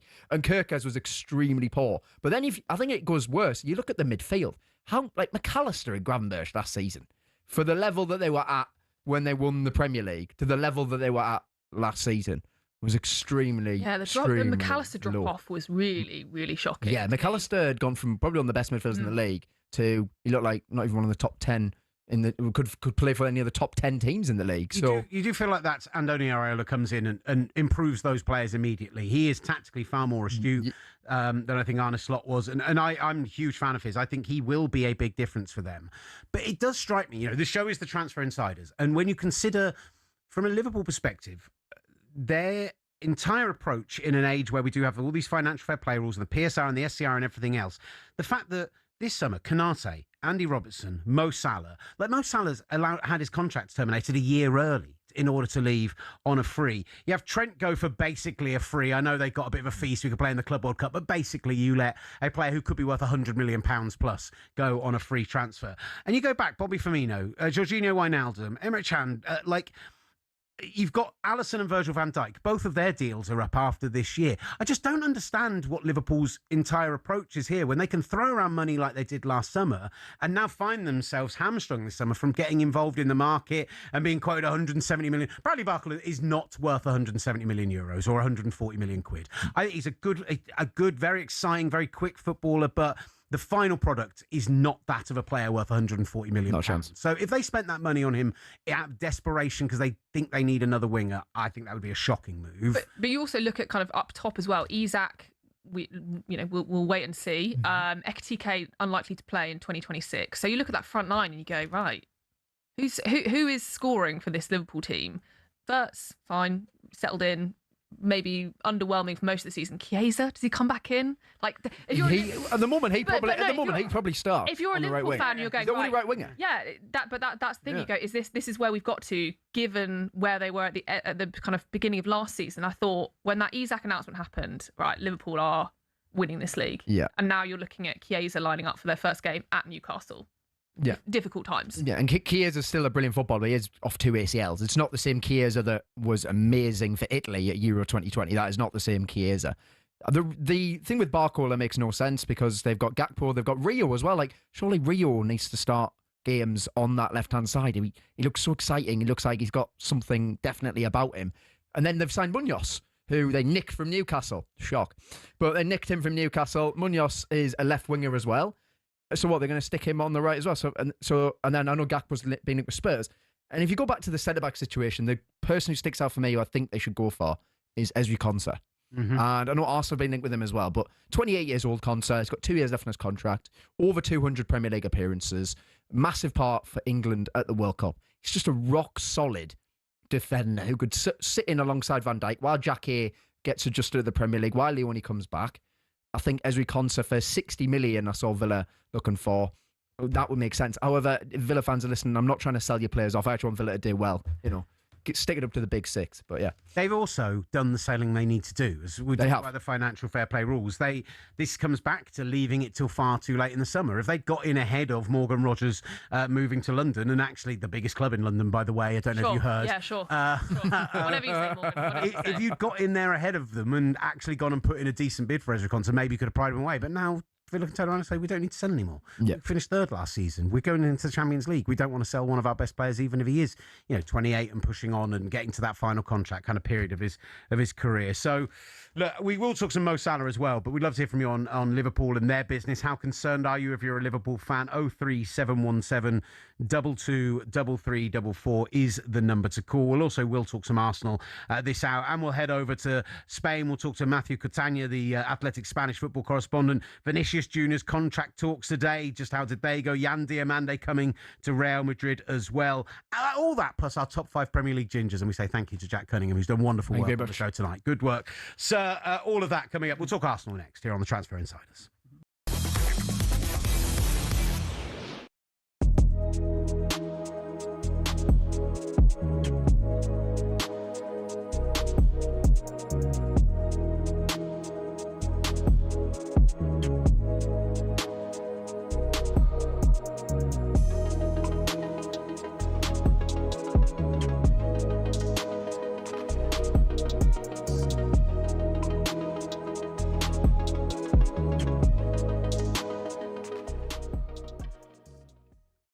Let's talk about Jack Grealish. Obviously, you bumped into him on holiday. Everton opted against a 50 million buyout option, but I saw in the Liverpool Echo, 83% of Everton fans want the club to sign Jack Grealish.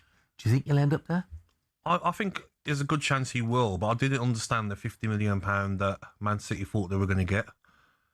A year left on his contract. Like, you're never going to get that sort of money for Manchester City if they can get a fee at all. Because it's a club like Everton or wherever Jack signs for might be like the wages. Maybe we'll cover the wages for a year and then that's it. So it'd be interesting to see what happens. But seeing him over in Mallorca, he was fit. He was training at Real Mallorca's training ground because they were away in Marbella pre-season. He's hungry. He's looking after himself. He's doing all the right things. And, some players at 30, Jeff, he's won it all. Yeah. Doesn't need any more money. But he wants to play. He's addicted to football. He loves football. He would have been so jealous watching the players at the World Cup. He still wants to play at the highest level. And he showed that by the pre-season that he's had. So any reports as well that were fake reports you were hearing about being left out of Manchester City squad, no, I don't think he's clear to train for another 10 days.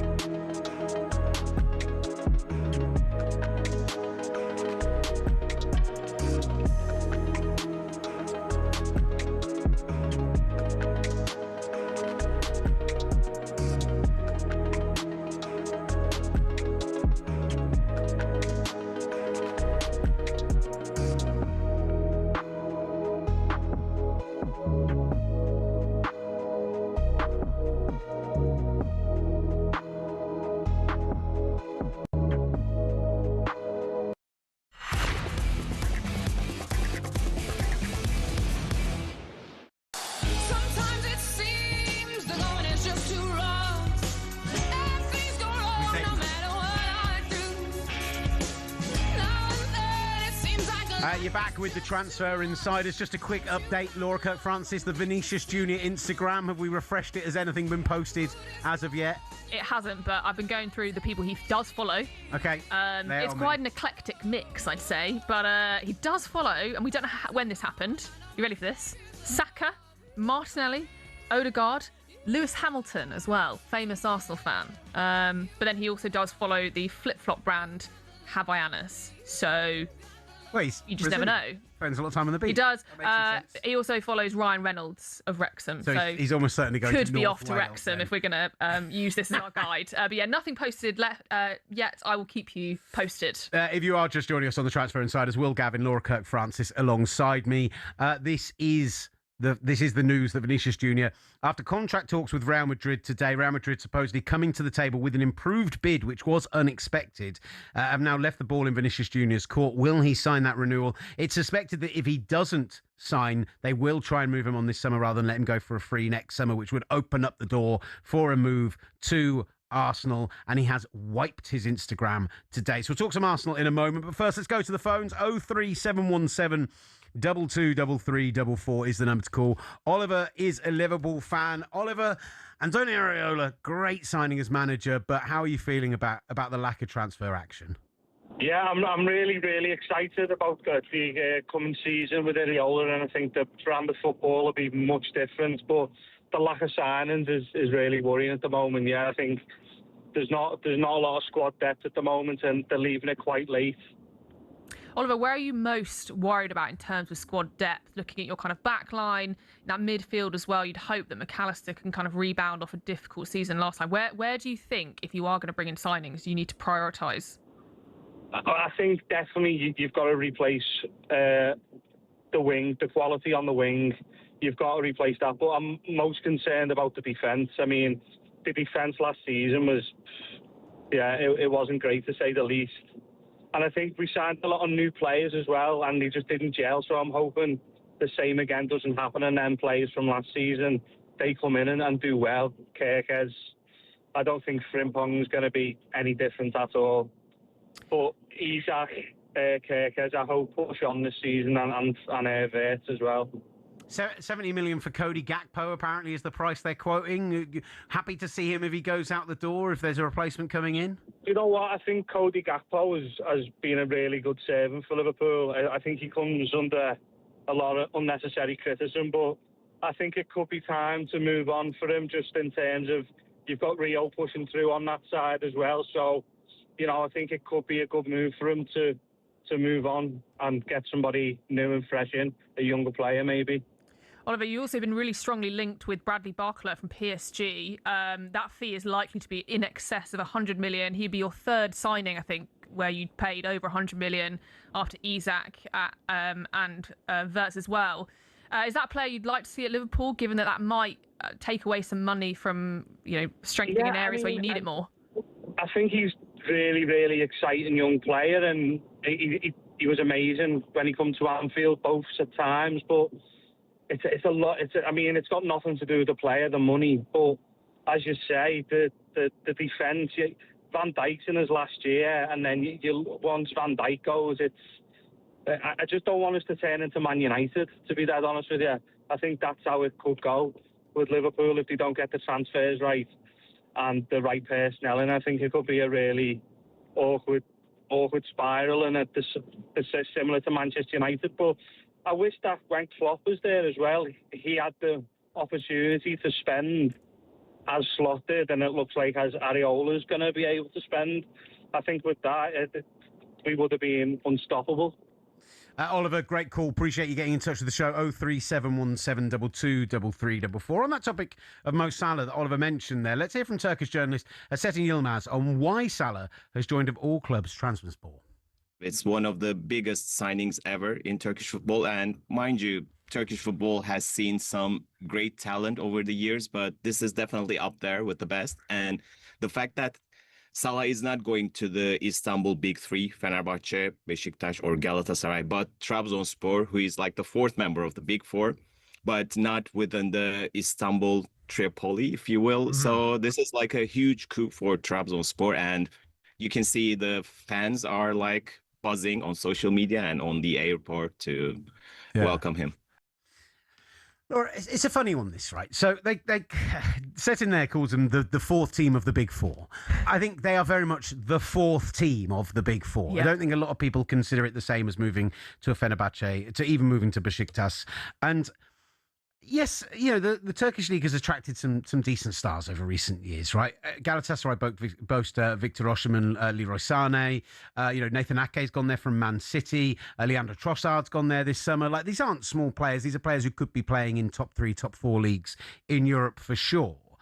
But it felt absolutely nailed on he was going to go to Saudi Arabia. It just felt like North African heritage, going to the Middle East. He's Islamic, which he speaks Arabic. All of that Arabic, all that fits in really beautifully. And he could have been the face of that league, and yet it somehow ended up at the fourth biggest team in Turkey. This all feels a little odd to me. Yeah, I wonder what you think about the difference in standard of football between the two leagues. So he goes to Saudi, he's likely to be the kind of star, which he probably will be where he's going. But Saudi is still a league that is kind of building towards what they want it to be. It's not there yet. And there are signs from outside of football that the Saudi money pot isn't endless. So you've got money being withdrawn from Live Golf, for example. I just wonder whether he looked at the Saudi leagues and thought, not yet. I'm maybe not ready to play in front of, again, with no disrespect, but some of the grounds they get in the hundreds fans, obviously very, very dedicated fans. But I wonder whether he thought maybe there is still intensity, there is still a level of play in the Turkish league that I will not get from Saudi. But you're right, it does seem like a really strange one. It's interesting. It's a really astute point you mentioned about where the state of the Saudi league is right now, because the PIF have sold off some of their clubs. We obviously have been talking about Newcastle in this show so far and how much interest they are still showing in Newcastle, considering their inability to kind of spend there and the money that is being pulled from elsewhere. So actually, maybe we're going to look at this in a year's time and say, as much as Salah maybe didn't need to go to the Turkish leagues, maybe he could have still thrived in a top tier Champions League team. Actually, it's going to end up being a really astute move from him. It could end up being the right move. It could, and it's where he will be, as you've seen the scenes from him arriving, he will be loved. He will be absolutely adored by these fans, and they've signed someone who is probably, in my humble opinion, a Premier League legend. I wonder if it feels just a little premature. And as you said, he could have gone to maybe somewhere, Germany, France, played in that kind of tier 2 outside the top teams, but still been in the Champions League. It still feels like he has something to give and maybe something not to prove, but it still feels like, he's not going here as his retirement home, if that makes sense. There feels like there's still an era of Mo Salah to be had. It just feels like a strange one that came out of a bit of nowhere. And as you say, the fourth of the big four, maybe feels like quite a bigger step down than maybe we expected.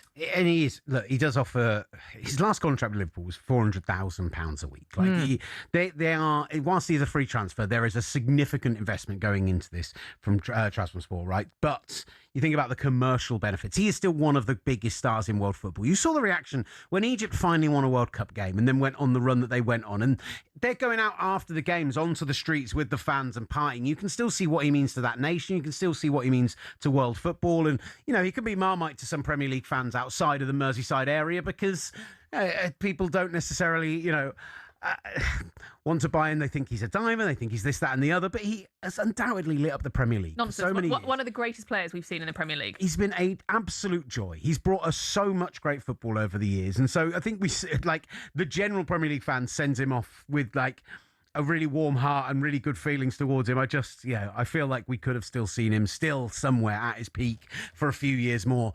No disrespect to the Turkish league. I'm sure there'll be some out there who are feeling it a little bit. We're going to do our top 5 Premier League gingers just after 9 o'clock. I feel like I've trailed this for my entire lifetime. But we are going to head to Spain next to talk Vinicius Jr., those contract talks, to talk Yan Diomande as well here on the Transfer Insiders from talkSPORT.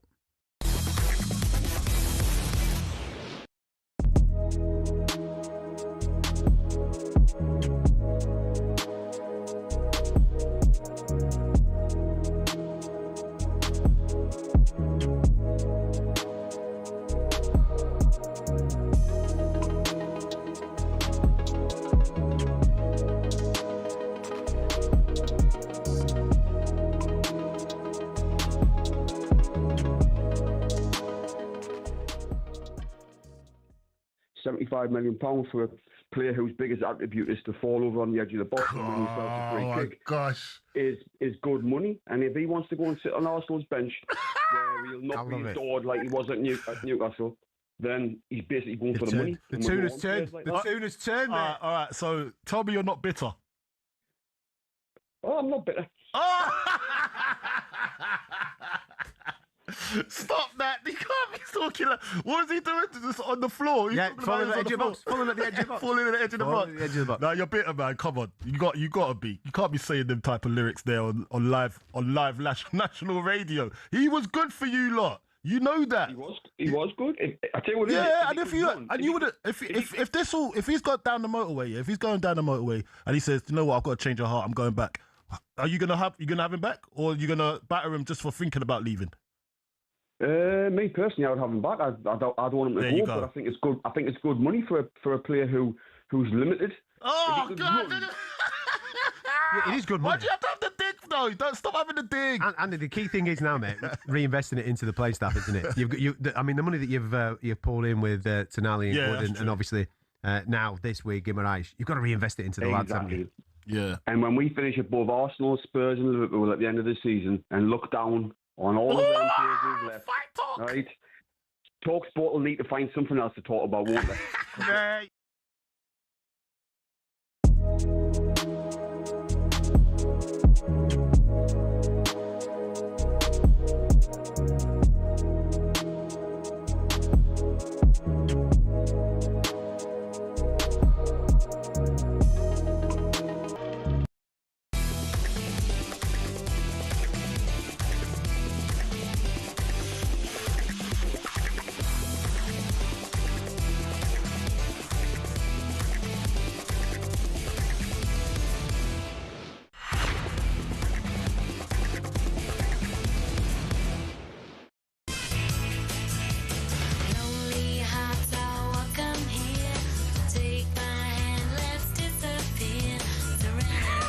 Genuinely, that's the most excited I've seen Laura Kirk-Francis all of today.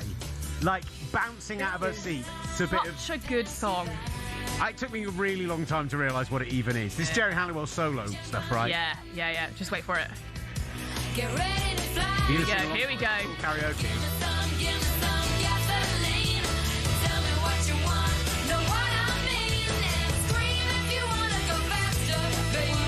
I refuse to scream. I was told by Sam Ellard not to do two things when you're live. One is impressions, the other one is sing. And I was struggling there. I really wanted to sing along to the chorus, but You I should didn't. have done. Come on, get involved. 03717 22 3344. Is there a better musical ginger than Jerry Halliwell? There are hundreds, quite literally. We're going to do our top 5 Premier League gingers after 9, I promise. But first, let's talk Spanish football, because two big stories coming out of Madrid today. Yan Diomande arriving with Real. We understand the deal is done. Vinicius Junior's contract talks. Obviously, a huge half of North London paying very, very close attention to what's coming out of there. So I'm delighted to say that joining the show now from The Athletic, their Spanish football correspondent, Mario Cortegana. Mario, very good evening to you. How are you, sir?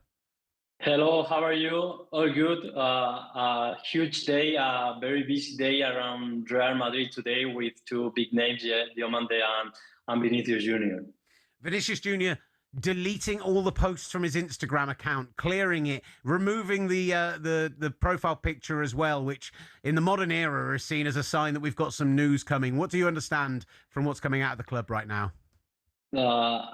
I don't know what happens with his Instagram profile. I'm probably too old to understand these things, but in terms of information, our reporting and our understanding with my colleague David Orstein is that there have been a breakthrough in the negotiations between Real Madrid and Vinicius agents today at Madrid in a face-to-face, and that now there is a bigger understanding between the parties. And yeah, that's it. For me, I really thought that Arsenal was a legitimate thing. And I know we'll get Laura's thoughts on this as an Arsenal fan, but I was on the Transfer Insiders the day that this news broke that it was a possibility, and I truly think it would be the biggest Premier League transfer of all time. In the conversation with Pogba, in the conversation with Alan Shearer, that kind of level. Was this always the plan? Was this always just leveraging Arsenal to get a better deal out of Real Madrid, do we feel? Not at all, but it happens also in Spain. There were people saying that Vinicius was using Real Madrid to have a better contract, a better deal with Arsenal. But the reality is that he's really attracted by Arsenal proposal, because Arsenal have been working amazingly during months to explain the project, to put some good figures in the idea of signing him. And Vinicius has been paying a lot of attention to the Arsenal project, and at the same time, of course, he had to listen to Real Madrid, and actually he has heard Real Madrid, and Real Madrid have appeared in the meeting today at Madrid with a huge offer, with an improved offer, who shows how important is how important is Vinicius for the project. And now it's up to the player. It remains his decision, and communicating that to both clubs. Mario, in terms of other signings that you're expecting at Real Madrid, Yan Diomande being reported, how strong does that make the Real Madrid front line? I think from a rival perspective, if I can call Real Madrid our rivals, that makes for a terrifying front line. What does Diomande bring to Real Madrid, and how do you think Mourinho will use him? Well, it's curious, because if you asked Real Madrid some months ago, Diomande wasn't part of their plan. They weren't in the market for a right winger. But with the arrival of Jose Mourinho, there was a planification meeting, or few planification meetings, and Jose Mourinho pointed out how important would be, and the board agreed to have a good threat for the rivals in the other wing, not just in the left with Vinicius and occasionally with Jude Bellingham and even Kylian Mbappe. Mourinho wanted to have a player with a lot of speed, with a lot of verticality in the right wing as well, and they are now about to land this type of player. Do you think it means any potential departures? Because you bring Yan Diomande in, you keep Vinicius Jr., that front line's looking absolutely ridiculous at this point. I know Aurélien Tchouameni signed a new contract this off-season, but I know Man United fans are still paying a lot of attention to what he could be doing, whether that contract was just to make sure they get a good transfer fee for him, essentially. Do you think there are anyone on their way out of Real Madrid if Vinny does stay and Yan Diomande comes in? This was another narrative around Spain that I've been trying to explain to people, that it shouldn't be like that.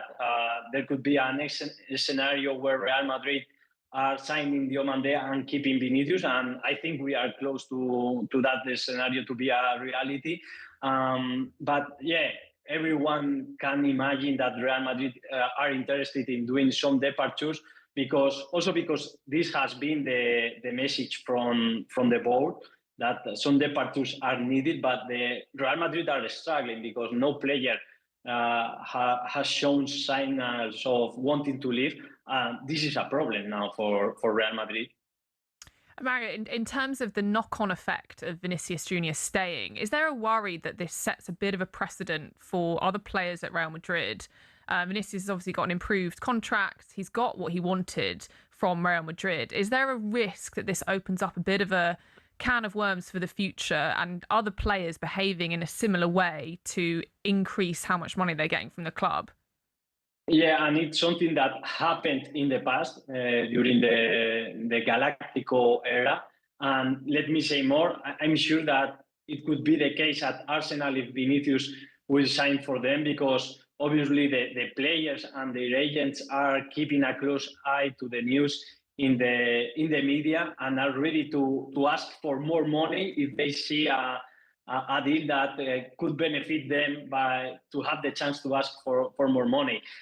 Let's see what happens now. How is the information related to the figures involved in a potential deal to close the renewal with Real Madrid for Vinicius, because I'm sure that other players will be keeping an eye and trying to get a better deal in the near future. Mario Cortegano from The Athletic, thank you so much to you, Thank sir. you. Listen, that front line for Real Madrid now, right? Assuming that Vinny stays, assuming Yan Diomande comes in. If you want to talk front six, you want to talk attacking options there. Jude Bellingham, Vinicius Jr., Kylian Mbappe, Rodrigo. You've got Brahim Diaz. You've got, a brilliant young player like 18-year-old Franco Mastantuono, who was meant to be heralded as the future. You've got Endrick there. You've got Bernardo Silva there. You're going to have Yan Diomande coming in as well. And yet, with Jose Mourinho, I still can't imagine them winning the Champions League. How can a team that good not be the favourites for every tournament that they're in this year? To be fair, I think one of the benefits of Diomande is that, one, I think he can play on both sides. They want him, I think they said on the right, but he is comfortable playing on both. I think what scares me about Real Madrid is that this signing gives them an unbelievable team in transition. That would just be a terrifyingly good counter-attacking team. But then, as you mentioned, they also have Bellingham, other players who are more comfortable in a kind of settled game state where it's a little bit more controlled. So I think if Mourinho does light touch management, which we know is not his style, and just let Real Madrid play, they're going to be very, very difficult to beat. And I think in a way that's very versatile as well. It's not just a kind of terrifying all-out attack. As I said, there is the balance now. But we'll see what Mourinho comes up with. He does tend to have a very strong opinion on how his teams play, but he's also probably the only one that can deal with this group of superstars. And it's one that I think it's a shame, if I will, that we don't get to see what someone like Arteta could do with a superstar. It's a different type of management when you have someone that big come to the club, but Mourinho is experienced doing it, and I think, as you say, that's a terrifyingly good Real Madrid side. If they add Rodri as well, and our understanding at the moment is they're not willing to meet Man City's demands, and it would take Rodri really forcing his hand to get out of there. But if Rodri ends up a Man City player as well and is 80% of the player he's been for the last 5 years or so after that minor back surgery, then Jose Mourinho has zero excuses. He has zero excuses for not going and winning a major trophy final. He hasn't won a league title in 11 years, any of the club he's been at. He desperately needs to prove that he's still a top manager. Well, you've got all the tools, Jose. You better be doing it this year if you manage to keep all of those players there. 0371722 3344 is the number to call to get in touch with the Transfer Insiders. Will, Gavin, Laura, Kirk-Francis. We will talk Arsenal side of things coming up shortly. And finally, our top 5 Premier League gingers.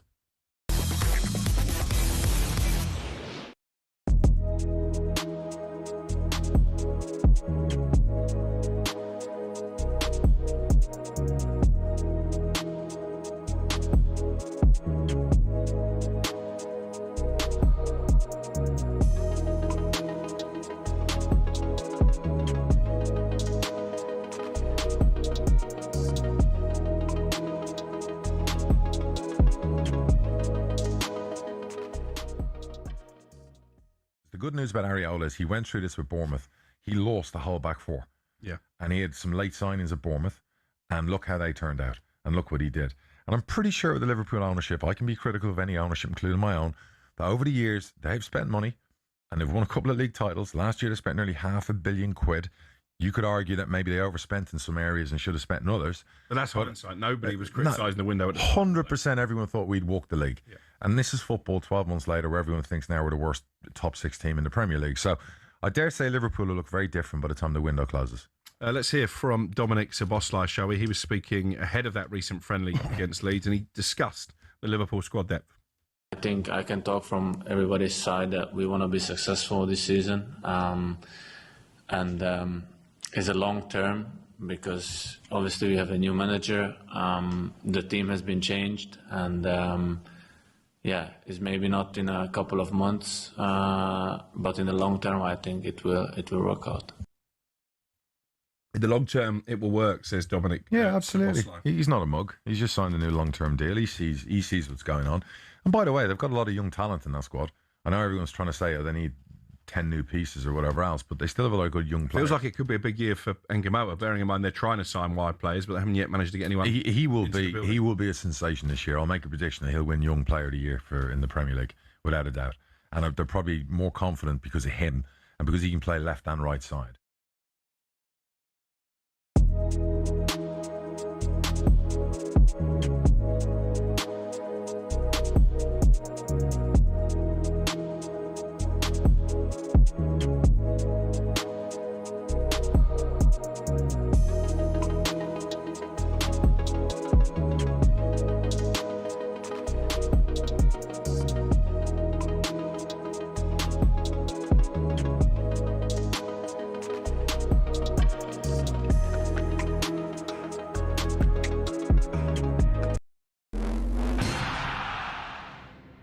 let's be honest, we've all found ourselves raging at a referee's decision at some stage. This feel familiar? That is an absolutely shocking decision. They've got a case in that it was a bad decision. It's such a poor decision. Yeah, I think he's just made a bad decision in that instance. But what does it take to get to the very top of football refereeing? Every referee starts with their county FA. It's a simple training course and you can take it as soon as you hit your 14th birthday. Once you've done that, you have to go through at least 11 hours of face-to-face training. You'll then graduate as a Level 7 official, which means you can take charge of county-level games. But hold your horses, there's still a long way to go to get to the Premier League. Your next step is to spend a year each at Levels 6, 5 and 4. This covers the top of the amateur game. Only at Level 3 do you start doing Northern Counties or Isthmian League level games, for example. If you've done this all quickly, you can reach Level 2 and ref your first National League match after, I don't know, 6 years? After getting enough experience at that level, you can apply to be a referee in the EFL. There's an interview, people watching you do games, and then, if the EFL are happy, you'll be granted a Level 1 licence to ref in games in League 2 and above. Now, they don't just say on you go to the Premier League, you have to work your way up through the divisions. Only after years of hard work and refereeing on cold Tuesday nights in Stoke can you be considered to do matches in some of Europe's very best stadiums. Now, who was the youngest to reach the very top? It was actually Michael Oliver. He refed his first Premier League match in 2010 at the tender age of just 25. So if you want to follow in his footsteps, crack on. It'll only take you roughly a decade, thousands of hours of work and an incredibly thick skin. In total, there are 37,000 registered referees across England, but the PGMOL has only deemed 21 good enough for the top flight. That means there's not even a 1 in 1,000 chance you'll even make it in. Obviously, referees can make mistakes, but when you think about it, having a go at them is kind of like slating a brain surgeon.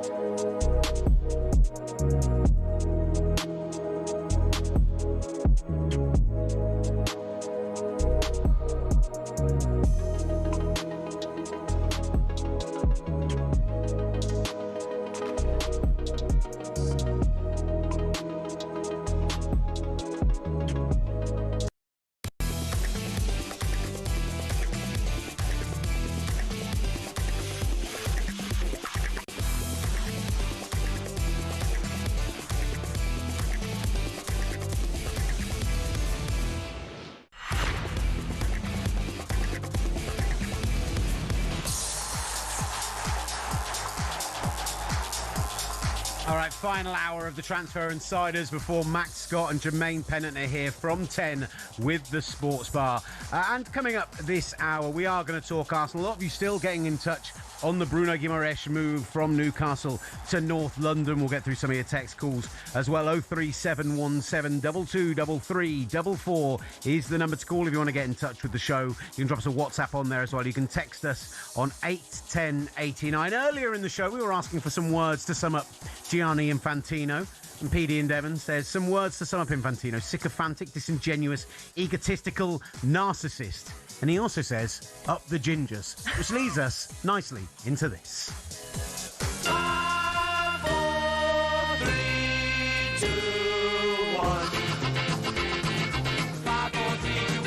Yeah, the moment I found out that Gavin, the man affectionately known by Alan Brazil as Big Ginge, was going to be joining talkSPORT's latest flame-haired wonder, Laura Kirk-Francis, on the Transfer Insiders, I knew there was only one topic that we could cover, and Al himself would be proud of us for doing it. We've got to do, Laura, our top 5 gingers. How excited are you for this? I'm excited. We heard there just in the news that we're going to hear who the next James Bond is by the end of the year. Do you think we'd ever have a ginger James Bond? Big Ginge. Would that be... Not me, just to be clear. Not going to be Will me. Gavin is the next... Big Ginge. Is that right? Is that... talkSPORT understands that Will Gavin is the new James Bond. I was sort of thinking, okay, who could that be? And the only person I could really come up with is Damian Lewis. Yeah, and I think probably past the pale. Probably past it now. Yeah, not the age. New James Bond could be a whole hour of the show at this point, let's be honest. I've been watching that new Hannah Waddingham series, and I'm absolutely convinced that she should be the new James Bond, and they should go for the female angle. But I think the listeners might have something to say about that. Yeah, there might be a meltdown if that happens. Right, let's get to it then. Our top 5 all-time Premier League gingers. Starting off at number 5. Number 5. Jack Colback. You're having Colback in your top 5. I think we need to explain like what the criteria is for this. There isn't one. Well, there's one very clear one, which is that you must be ginger. We are the ginger adjudication panel. We decide all. Like, you can argue with us as much as you want on the text, on the calls, and everything. Yeah, we decisions. decide. I've kind of gone for a mixture outside of the top 3, which I think are the same, of people that I can remember. And then I started going through the articles and started doing some proper research. I've never prepped for a show more so than in this particular segment. So I'm going with Newcastle and Sunderland's Jack Colback on the basis of him having a very strong kind of orange hair So this is more about being a great ginger than a great footballer. Yeah, I think that speaks for itself. I think I've mostly gone for great footballers here. Okay, we're going to slightly different. Yeah, okay. The tiebreaker is definitely the more ginger if I've got 2 players who I feel about the same as. But, all right, let's have my number 5. Still Clara, got a side of goal! And what a goal! Yes, it is Ray Party Parlour. I had to have one of our own in there. He's an Arsenal legend. He's an invincible. And on Friday morning, he's going to be joining Big Al for Big Al's second show back. And look, genuinely a great footballer as well. Like, Do you think he'd describe himself as ginger? 100%. Do you reckon? Yeah. Should we put that to the test on Friday? Friday morning. I mean, are you doing early breakfast on Friday No, but I will morning? call in. Yeah, there you have it. Laura Kirk-Francis will ring the breakfast show and check in with him 100%. He is a full-blown ginger. Definitely 100%. Right, who has Laura got at 4? Number 4. Lennon has a goal! And Lennon scores for Leicester!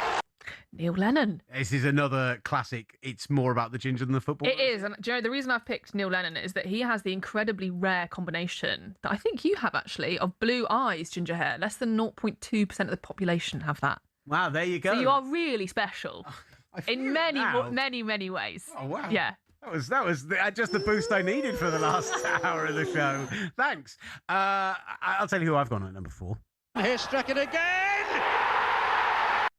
Now, only spent the latter part of his career in the Premier League. The last 4 years he was at Leeds and then he went to Coventry. But you talked about players you remember. I remember being kind of 7, 8, 9 years old and seeing Gordon Strachan. It was the first time I'd seen a really great red-headed player on the pitch. And, you know, I spent a lot of my life... I think the guy that we both are probably going to agree is at the top of this list. I will talk about an incident with my dad where I have never felt more ostracised to be ginger in that moment when we get to that. But Gordon Strachan, a shining star, an absolute legend of football and one of the great gingers. My understanding is our top 3 is the same. Yeah. We did not confer on this, No. but this is how it's ended up. So who have we got in at 3? So in at 3, this is where we might... Risa! Oh, my goodness gracious me! John Honorisa. So I actually had him at 2. Okay. Yeah, I had KDB at 3. Number 2. Wow. You had him at 2. And yeah, so our top 3 are the same, but not in the same order. Yeah.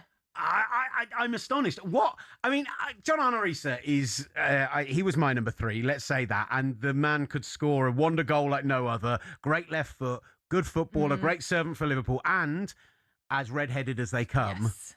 But you cannot tell me he was not a better footballer than Kevin. No. I'm not saying that he was. I am tormented by KDB as an Arsenal fan. He used to waltz through our midfield like no business. So as much as I want to support my ginger brother, I can't because he's caused me so much grief. So that's why John Honorisa, who only scored bangers. Yeah, I'm bringing a personal touch to this. Thing, right? Yeah, I'm being petty. I thought that you just didn't think he was ginger enough. I thought you were like, yeah, he's pale. He goes as red-faced as I do when he does, yeah. I mean, I think he's on the cusp, if you will. If we were going to rank in terms of actually how ginger are you, KDB would not spring to mind as like bright red hair, but he's definitely in this club that no one wants to be in. He's one of us. He's one of us. As much as he probably doesn't want to be. No. Kevin, you are one of us, and there is nothing you can do about it. And here's my number 2. Let's hear the KDB highlight. Number 2. De Bruyne! Oh, that is outstanding! And there was only one choice for the greatest Premier League ginger of all time, and it had to be... Number 1. Given straight to Paul Scholes! It could only be one man, the great Paul Scholes, a man who was such a wonderful footballer that the greatest midfielders of his generation in Xavi and Iniesta both said the greatest midfielder in Europe at that time was Paul Scholes. However, also tied into one of my worst ginger memories. Go on. I think it's time. Do I need to sort of settle in for this anecdote? Listen. Is it going to upset me? Paul Scholes was a wonderful footballer and a great representative for our people, and never really did it for England at the top level. Had great games for England, that hat-trick against Poland, and had his moments, right? But also was often played out of position, tried to crowbar him in with Lampard and Gerrard. It never quite all came together. No manager ever really figured out how to get those three all in the same team. It's amazing nowadays. I think they would all slot in perfectly in modern football. But the game against Argentina in '98, where David Beckham gets sent off, Paul Scholes started that game and was taken off in the second half. And prior to him being taken off, he gave the ball away 7 or 8 times in a row. Like, he was having a stinker of a second half, one of his worst games in an England shirt. And I think my dad forgot that I was sat alongside him and, using expletives I cannot use on the radio, questioned very loudly at the TV, what is that ginger man still doing on the pitch? Get him on now. And then turned to me and just went, oh my God, I'm so sorry. So to this day, Chris Gavin, Lord bless you, he showed some true colours in that moment going after Paul Scholes as he was having a frustrating game for England and targeted his flame-headed nature. So, look, best Premier League footballer, best Premier League ginger of all time. There are some great honourable mentions we should get. Sorry, can I just say, thank you for being vulnerable with us. Thank you for sharing that with the nation. It's really important that we share stories like that to contribute to our healing. You've been very brave tonight, Will, and the nation thanks you. Wes Brown. Harsh to miss out on the top. Wes Brown, definitely ginger as well. I did question. I went through a lot of Google images at Wes Brown going, maybe in some lights, maybe not. Who have I also got here? Honourable David Moyes in his early years. We have managers as well. Managers, yeah. I've thrown in some managers there. Sean Dyche, got to have in there. 100%. Yeah. James Collins of West Ham. Yeah. I mean, I know he didn't have a lot of hair towards the end of his career, but what hair he did have was very, very rich. Dave Kitson, Adam Bogdan as well. Yeah, I was trying to do it. I was trying to do it. Are you doing your 11? Sorry, carry on. No, I was trying to do a ginger 11 at one point, and Adam Bogdan was the only keeper I could come up with. Slim pickings on that one. I think you can put together a decent team. I had Steve Staunton at the back alongside James Collins. Your full-backs, John Arne-Risa on the left, Wes Brown on the right. I mean, the midfield is sensational. Good team. It's Scholes, De Bruyne. I had Nicky Butt in there, was my other midfielder, but I do wonder if you could get Gordon Strachan in and just go pure attacking. You do struggle a little bit with the strikers. John Hartson, I went with. Yeah. Rather than Dave Kitson, who is admittedly a Reading legend. Could we throw in Freddie Ljungberg as an honorary ginger for that one season where he had a red mohawk? Yeah, but that's not really ginger. It's not really, is it? I'm trying to have one element of coolness in this team. Just one cool player. No, no, not having it. Not having it. And look, everyone else in the office said it, so I should say it, particularly for our editor who is a Brighton fan. Yes, we can put Steve Sidwell in the honourable mentions, despite the fact that, he turned his back on Reading and he will forever... I've forgiven many people for that. Mark McGee, I remember we had in studio ahead of the World Cup, and I said to him, listen, I said some many, many horrible things about you in the mid-90s from the terraces when you abandoned us to move to Leicester as they were about to be relegated and we were on the cusp of promotion. Very magnanimous of you. Yep. I did the same with Alan Pardew. I still have a mask at home which says Pardhu on it from when he brought West Ham back to the Medeski after he abandoned us to go to West Ham. You're a real grudge holder. And we beat them 4-1, by the way. But Steve Sidwell, still in my bad books. Never recovered. He's going to be gutted not to make this 11 as well. 100%. Absolutely gutted. Not in there, buddy. Not in there. Those were our Premier League gingers, our all-time greats. Let us know your thoughts. 03717 2244 3344 81089 on the text. We'll talk some Arsenal up next here on the Transfer Insiders.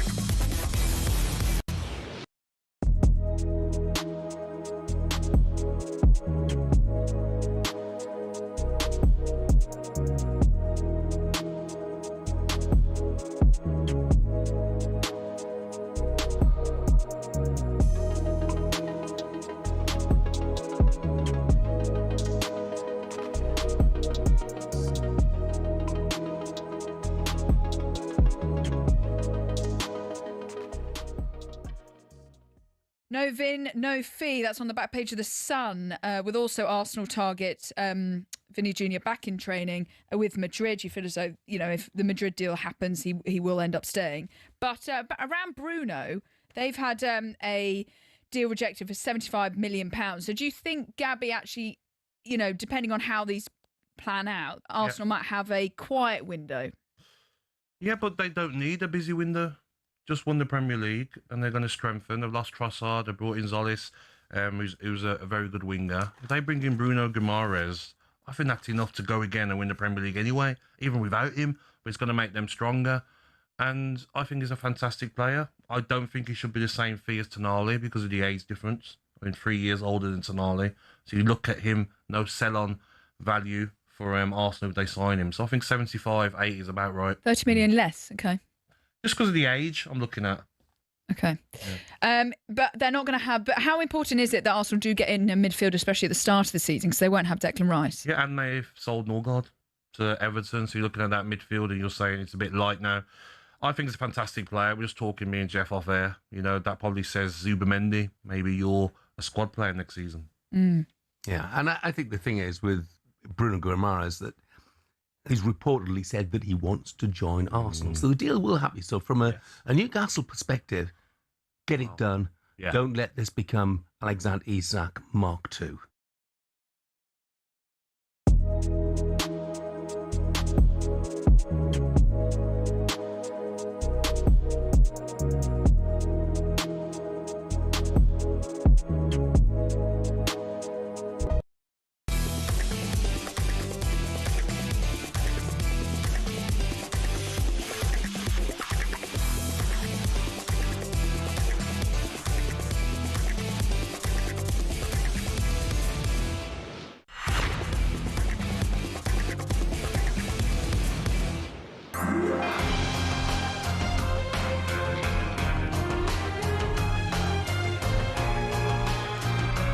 Back with the Transfer Insiders on talkSPORT. Will, Gavin, Laura, Kirk-Francis with you until 10 when the Sports Bar take over. Max Scott and Jermaine Pennant. We've been having our say on Gianni Infantino on the show. I haven't gone out and spoken to Max yet.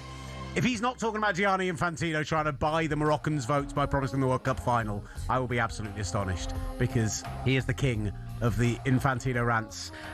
What's the opposite of a stan? Hater, I guess. The big Gianni hater. Infantino hater. Anti-stan, yeah, very good. It's a terrible pun to mention. The world is not enough for Gianni Infantino off the back of this music, but producer Keelan will turn my mic off if I don't make a joke about it. Live football, don't forget, returns this Friday. Domestic football for the first time this season. We're back. Already, the wait is nearly over. Our first domestic cup commentary of the year. Middlesbrough take on Wrexham in the Carabao Cup. 7 live EFL Championship matches across the opening weekend, including Burnley and West Ham the weekend after. And then we'll take you to Cardiff for Arsenal against Man City. Yep, Arsenal, the first Premier League club, alongside Aston Villa in the Super Cup. Let's give them some respect as well.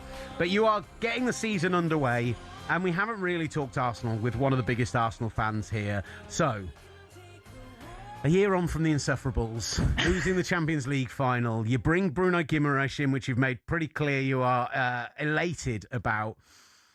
If this Vinny Jr. thing gets over the line, is this now... That if is doing so much heavy lifting there. It is a huge if, considering the news we've had today. But how confident are you feeling of back-to-backs for Arsenal this year? I have, I'd say, muted optimism that we will do it again. And the optimism comes from, again, the Bruno signing. I'm going to basically assume Vinny's not coming. Okay, I've made peace with it. I'm okay. I am going to be checking my phone every hour over the next foreseeable future. Every hour is a massive understatement. It's going to be every couple of minutes. I know. I'm going to be waking up when I'm asleep, just going, oh no, nothing yet. I think Arsenal are in a very, very good position to do it again. I think the signings that they brought in have been sensible and exciting, which is maybe not the kind of glamour signings, but I think Bruno really does fit that bill. I am saying this, though, while we are currently 3-1 down in a pre-season friendly, but it's all fine. We won't go over the top on that one. Arsenal should take a lot of confidence, and a lot of pressure just comes off when you've got it over the line. It really does, and I expect the feeling around Arsenal to be different. It's been one of desperation for the last couple of seasons, that kind of all or nothing. This has to work. There is no failure here. It's not acceptable. Whereas going into a season where you are the Premier League champions will feel different. I think it'll be very interesting for some of these players. This is a brand new feeling for a lot of them to be coming into a season as the ones to beat because they are the champions. That feels a bit different. And I think the way that teams will set up against Arsenal will be different.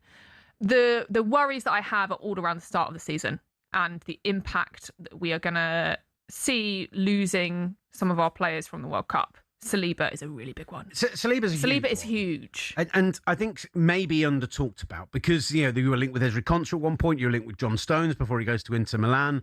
And I think if, again, Vinny Jr. doesn't get over the line, which is looking increasingly unlikely based on the reports out of Madrid today from Ben Jacobs and others, yes, you still need a left wing. You've needed a top-tier left winger for a while now.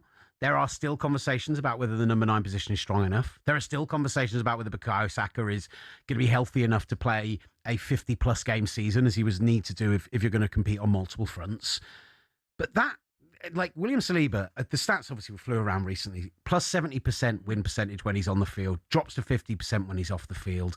And if you cannot be that solid, if you cannot apply your press all over the pitch, if you cannot be that team that just absolutely locked down teams at certain times last year and got through with those 1-0, 2-1 type wins, then I'm starting to look at the field and think to myself, there should be some teams in there getting confident that they can beat us. There should, but I still think on paper Arsenal's squad and the backups that they have for Saliba are very, very good. Today I think they're playing with Mosquera and Nketiah as the centre-back pairing.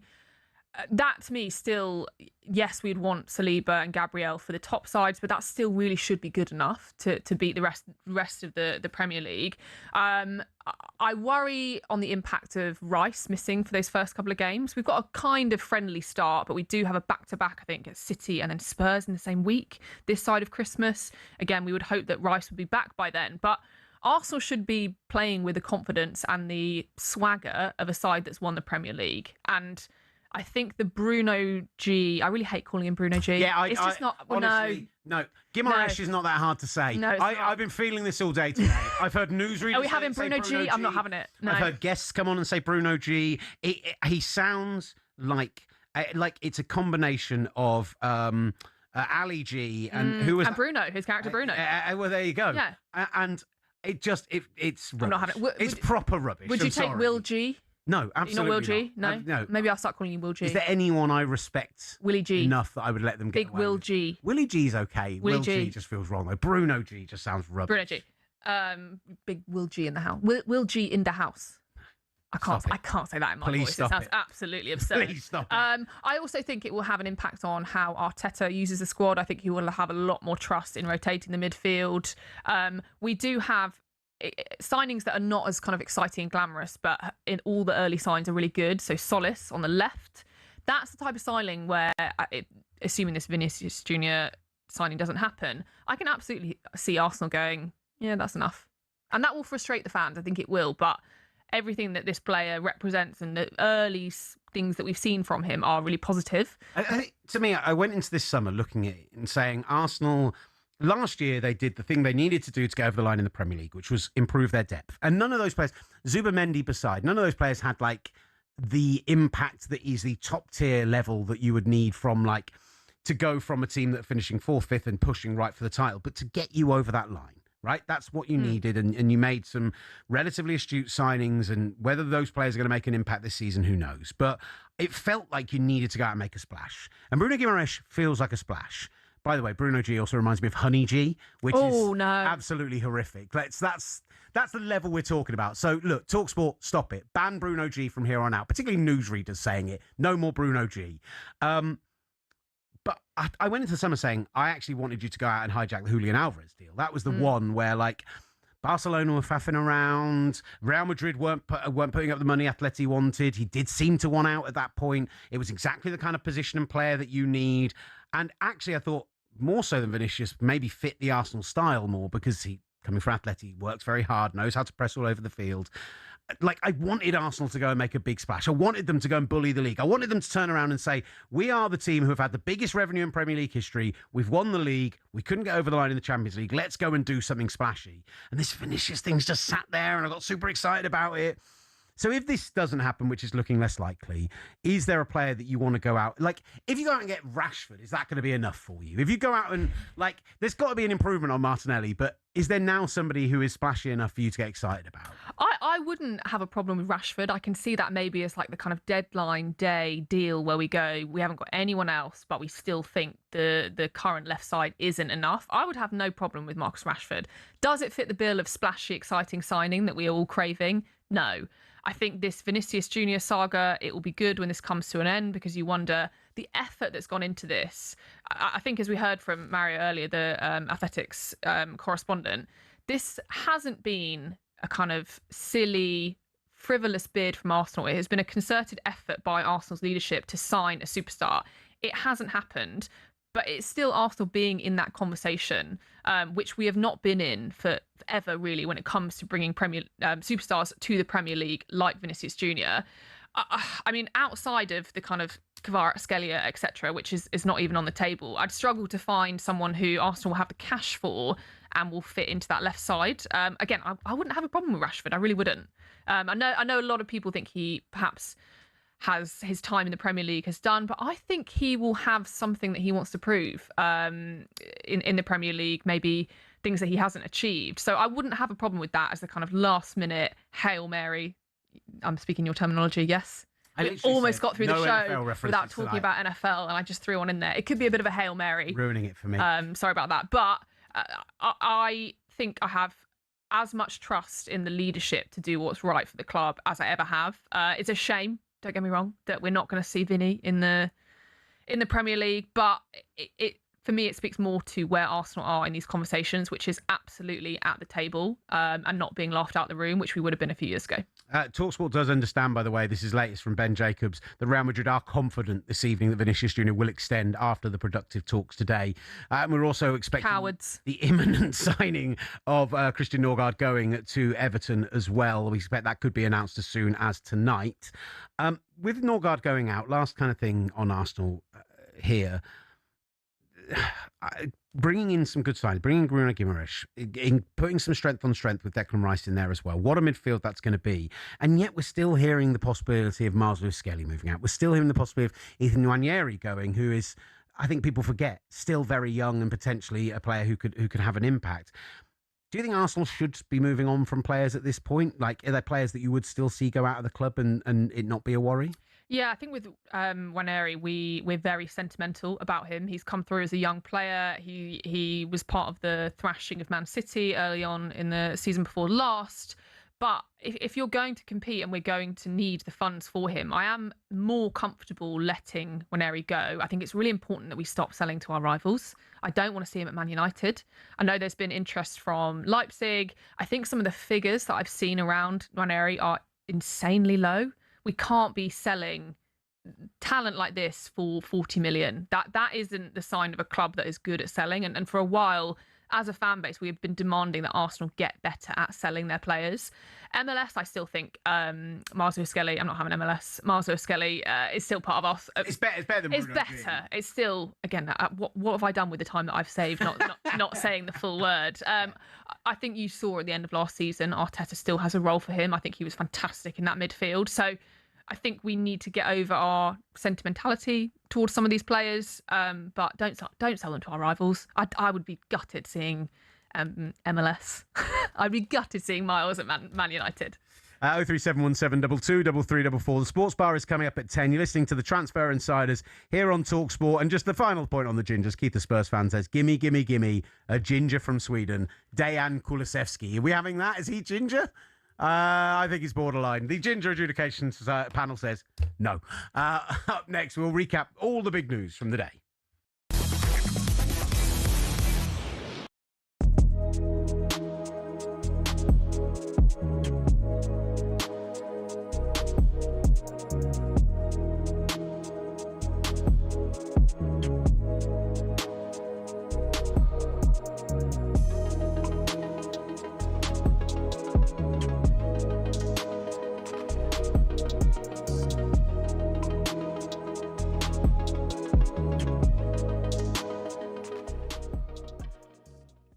Do you think he'll regret the way he went about last year?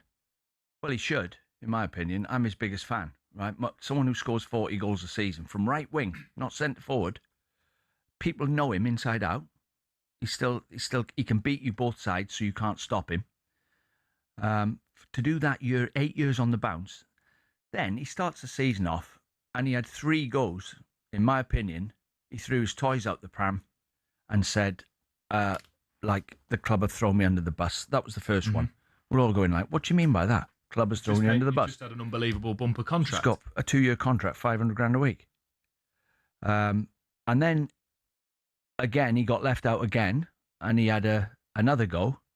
And then just as he was on his way out the door and he hadn't got the manager of the sack, he had another go saying we should be playing Basically, we should be playing Jurgen Klopp football and go back to it because we've gone right off the boil. And all the directors must have read it and gone, right, we've obviously got the wrong manager. So I don't think he should have done any of that, but he done it, and now he's gone. So I think probably on reflection he would have thought, I've tarnished He's like a superstar at Liverpool. He's up there with Kenny Dalglish and Ian Rush as a legend. But that leaving like that, I don't think he should have done that because it was petulance. It was like as if you can't leave me out. I'm Mo Salah. Well, he did.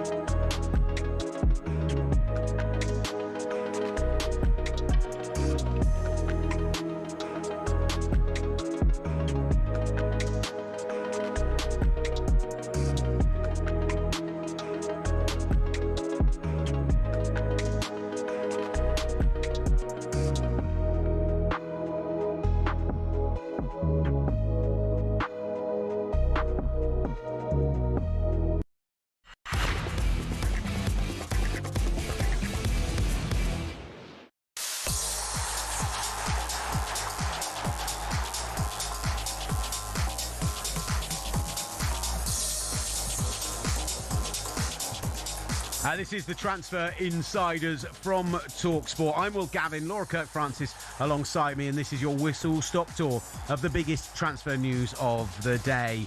Vinicius Jr. has had some positive contract talks with Real Madrid. What does that mean for Arsenal? Newcastle finally have announced Eddie Howe's replacement. German boss Matthias Jesel is in, and Gianni Infantino finds himself in yet more hot water. We'll get into that too here on the Transfer Insiders on talkSPORT.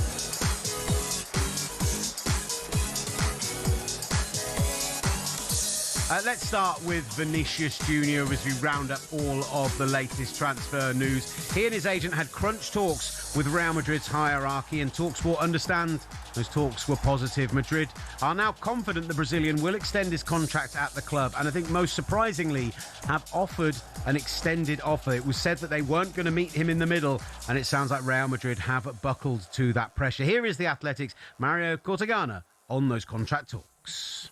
It happens also in Spain. There were people saying that Vinicius was using Real Madrid to have a better contract, a better deal with Arsenal. But the reality is that he's really attracted by Arsenal proposal because Arsenal have been working amazingly during months to explain the project, to put some good figures in the idea of signing him. And Vinicius has been paying a lot of attention to the Arsenal project, and at the same time, of course, he had to listen to Real Madrid, and actually he has heard Real Madrid, and Real Madrid have appeared in the meeting today at Madrid with a huge offer, with an improved offer, who shows how important is Vinicius for the project, and now it's up to the player. It remains his decision and communicating that to both clubs. Listen, this news comes on the same day that we can say that Yan Diomande now has permission to join Real Madrid. €125 million deal plus 15 in add-ons. The Leipzig board have now approved that move. And with Vinicius Junior staying in town as well, and with their departure sounding more likely to come from the midfield, they have a front kind of 5 or 6 right now, which has Jude Bellingham, Vinicius Junior, Kylian Mbappe, Rodrigo, Brahim Diaz, brilliant young players like Franco Mastantuono, who was meant to be the future, Bernardo Silva, of course, Yan Diomande, they've added to that, Endrick, who's the future of Brazilian football. Like, this is a litany of superstar players. They're trying to bring in Rodri this summer as well. I mean, Jose Mourinho and his recent trophy drought, there are no excuses for the special one to not come away with at least La Liga this season, if not the Champions League as well. That is a ridiculously loaded team, Laura. It is, and it's scary how versatile that team is going to be able to play. It's counter-attacking, it's settled game state, Jude Bellingham, etc. I think this is where they look at the Champions League and go, yep, that's ours this year again. What about from an Arsenal perspective? The dream is dead. Was the dream ever alive? The dream was alive. I think that's one thing that I will take away from this as a slightly pessimistic Arsenal fan. What? When I first saw the announcement that we'd agreed these really vague statements that we get during a transfer saga, I thought, no, this is silly. I am old enough to remember the Benzema summer where we all thought we were getting Benzema. We all thought we were getting Julian Draxler. I know a silly transfer link when I see one, but clearly I don't, because this has been a concerted effort on Arsenal's part to bring this player to the Premier League. It's not a frivolous bid. It's not just throwing our hat in the ring. They have worked together to a bid that is bigger than what Real Madrid have offered here. Obviously, they are the incumbent though, and I think it's a shame. I think it's a shame for the Premier League, but we move on, and I look forward to booing him should Real Madrid come to the Emirates, because I am petty like that. Some people don't realise about just how significant of a deal it would have been. Because you look at the players who've gone from the Premier League to Real Madrid: Eden Hazard, Gareth Bale, Cristiano Ronaldo, all at their very pomp, all at the very top, all for huge fees, which at the time were, £100 million, 87, 81 million pounds at a time when that money wasn't, what you pay for a good quality midfielder. And yet, you think about who's coming the other direction. Mesut Ozil, you could argue, Angel Di Maria, but he was 4th or 5th choice on that team when he came. In his profile at 26 years old, as one of the greatest players in the world, as one of the best players on that team, everything that came with it, the fact he was coming from Real Madrid, for me, it would have been the biggest Premier League signing of all time. So I think we were right to get excited about it. But I do think that Arsenal fans can take away from it that you are at the big boy table now. You have an opportunity to go and explore more signings. What I don't want to see is that they now go back inside their shell. They say, Bruno Guimaraes, that was enough for us. We can survive. We can win the Premier League with what we've got. I want to see them try and make a big splash before this summer's over. I think they can win the Premier League with what we've got. I genuinely do. I wonder whether they will go back in for Alvarez. I can't really see it. I don't think he quite fits the profile and the money that would be spent that Arsenal want. But I can absolutely see a world in which Arsenal go, right, what we've got now that we have got Bruno Guimaraes, we're happy with. Are you happy with Martinelli as your starting left winger? I mean, that sigh said a lot. Big sigh. I have said, I think, for the past 3 seasons, this is his last chance. Seem to keep giving him more chances, but he's a Premier League winner, so what can I say? But 1 goal in the Premier League last year, good in the Champions League. From what we've seen of Solis early on, it looks promising. But it's just a kind of case of we go into the season again without the elite left winger that we have all been craving. I still think Arsenal have more than enough to win the Premier League. Would you have Marcus Rashford at the club? I would have Marcus Rashford on a last-minute deadline day successful Hail Mary. Successful being the specific term here, because I believe Raheem Sterling was a deadline day signing, didn't go as we wanted it to. So yeah, why not? I'd back Rashford over Sterling in terms of where he is in his career, what he can offer. He was excellent at Barcelona last year, like a La Liga winner, and I still think he can. I still think he can stay at Man United. I'm not turning my nose up at Marcus Rashford. I think that's really. I think the money is the only thing. He'd come in and be earning, if he earns the same money he's getting at United, he'd be immediately your highest paid player. He'd be on 50 grand a week more than Bukayo Saka. Like, that is a huge sum of money to throw at a player.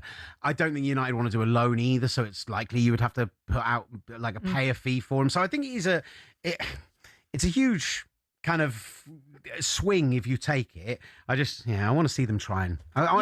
We could do with something. I think, and again, I don't think rival fans would have any sympathy for Arsenal here. Fair enough, but the Premier League could do with a big star. I genuinely think traffic going this way from La Liga is so rare, as you've pointed out. It would be amazing as a talking point.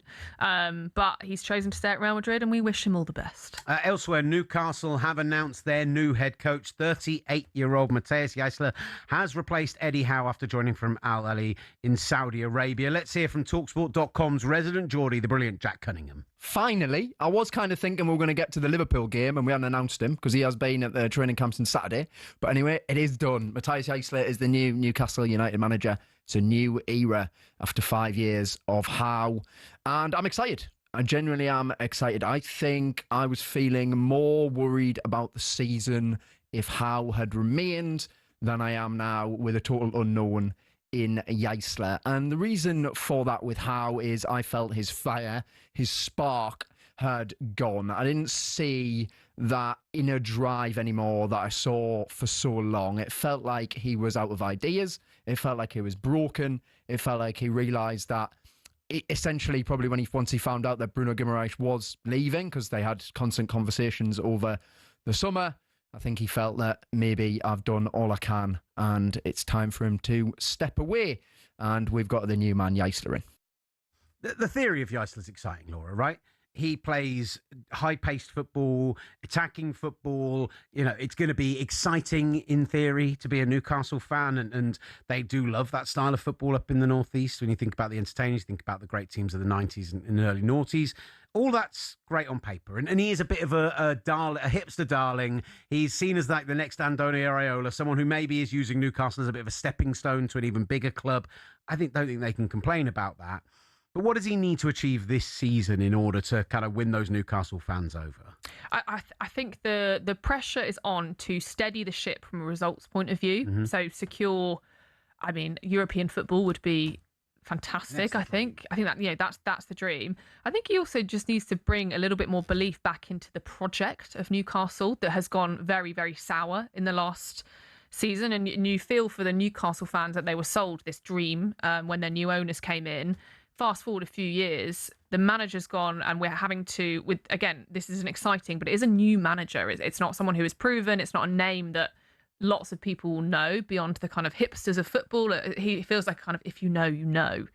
Oh, what do you mean you don't know who that is? Well, he's had an interesting career so far, but his job is basically to steady the ship at Newcastle from a results perspective and bring a bit of belief back to Newcastle. They're still a huge club with an unbelievable fan base, and as Jack Cunningham said to us, that first game at St James's Park against Liverpool is a great opportunity to really set down a marker. A Liverpool team with huge question marks right now, with injury issues, with barely able to field a back line, with a new manager of their own. That's a huge opportunity for a new manager to win over a lot of fans really, really early on. And holding the Kevin Keegan Memorial, it's going to be an emotional day. That's a huge, huge game. It's a beautiful way for the Premier League season to get back underway. A word on Bruno Guimaraes. We are calling him Bruno Guimaraes. Bruno G is banned on talkSPORT from here on out. It's far too honey G. It's far too Ali G. It's awful. Get rid. Bruno Guimaraes, we understand 75 million has been agreed, 5 million add-ons. It's amazing that considering they bulked at 70 million, somehow an extra 5 has got it done. I really thought this fee was going to get to the 80, 90 type mark. As an Arsenal fan, you've got to be delighted, but from a Newcastle perspective, we heard from a lot of fans through the show today, and they were mixed at best. Yeah, I don't think he's getting a sort of send off with happiness. One thing that I will say on the Bruno G issue, that is what he's got on the back of his shirt. It's got Bruno G. Still no. We can all say still no. I agree that the fee is a lot less than I thought we would go to when I heard that 70 million had been rejected. 5 million doesn't seem like it's a huge amount of money to turn the table. You just wonder whether New manager coming in, let's get this saga finished with, 75 million, off you go. I imagine he'll get a very difficult reception when he goes back to St James's Park. Hopefully he scores. I wonder whether he'll celebrate, maybe. Nah, he'll do the kind of faux, sorry guys, dampening it down, etc. Like pushing players away, trying to celebrate. I'm bringing my kids up as Geordies, etc. It's a huge signing for Arsenal. It's perfection. I can understand why it's really, really difficult for Newcastle fans, but we'll take good care of him. Don't worry. Would you get Laura KF on the back of your shirt? Gosh, no. Sorry, I don't think as an adult you should be getting your name on a shirt. I think it's fine for a player, but above the age of 15. Surname on a shirt, really? There was somebody on this show just the other day talking about getting their own nickname on the back of their shirt, and they were 36 years old. Jail. I agree. Yeah, jail. 100%. I can accept like a dad 50 or something like that. Like if it's something your kids have bought for you and it's a fun little gift for. I'll allow that, but I really draw the line. I'm not going to have Kirk-Francis on the back of my Arsenal shirt. I think we should get Laura. a little present, a little Kirky. Please, buy me one. They're like £100. I'll take it. I'll find a way of getting rid of the letters, but I'll take it. We're starting to GoFundMe. It's happening. This is the Transfer Insiders on talkSPORT. Next up, we will talk about the main villain of the piece, Gianni Infantino.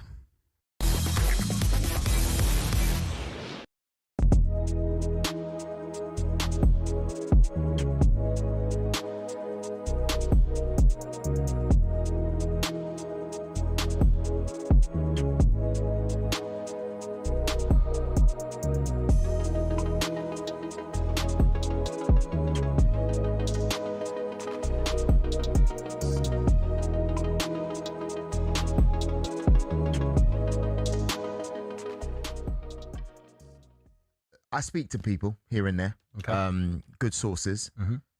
The best thing I can say is that I know for a fact we're not going to rush. The window doesn't close until the beginning of September, end of August, beginning of September. We've got a lot of time to make decisions. And on top of that, we're not like other teams who desperately have to strengthen and anyone's better than their current team.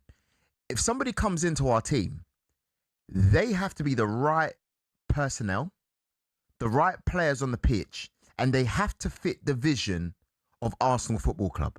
We haven't spent 7-8 years building this squad for anyone to come in and for it to be some kind of joke. So the likes of Bruno, great attitude. He can play, Mikel likes him versatile. He can play as a 6, he can play as an 8. He can play as a 10 if you really want him to as well. His creativity is very underrated, Joel. Exactly. And we all know what it gets like. When you're Arsenal Football Club, you're in every single competition, guys. Just to remind everybody, we only, didn't play 2 games out of the possible. All of the games that you could have played last season, we only didn't play 2 games. What games were they? Do you know? It would be the League Cup final. Oh no, you played that. You're wrong. You're wrong. Don't worry, Ollie. I'll correct. Go on. Yeah, go on. Semi-final of the FA Cup.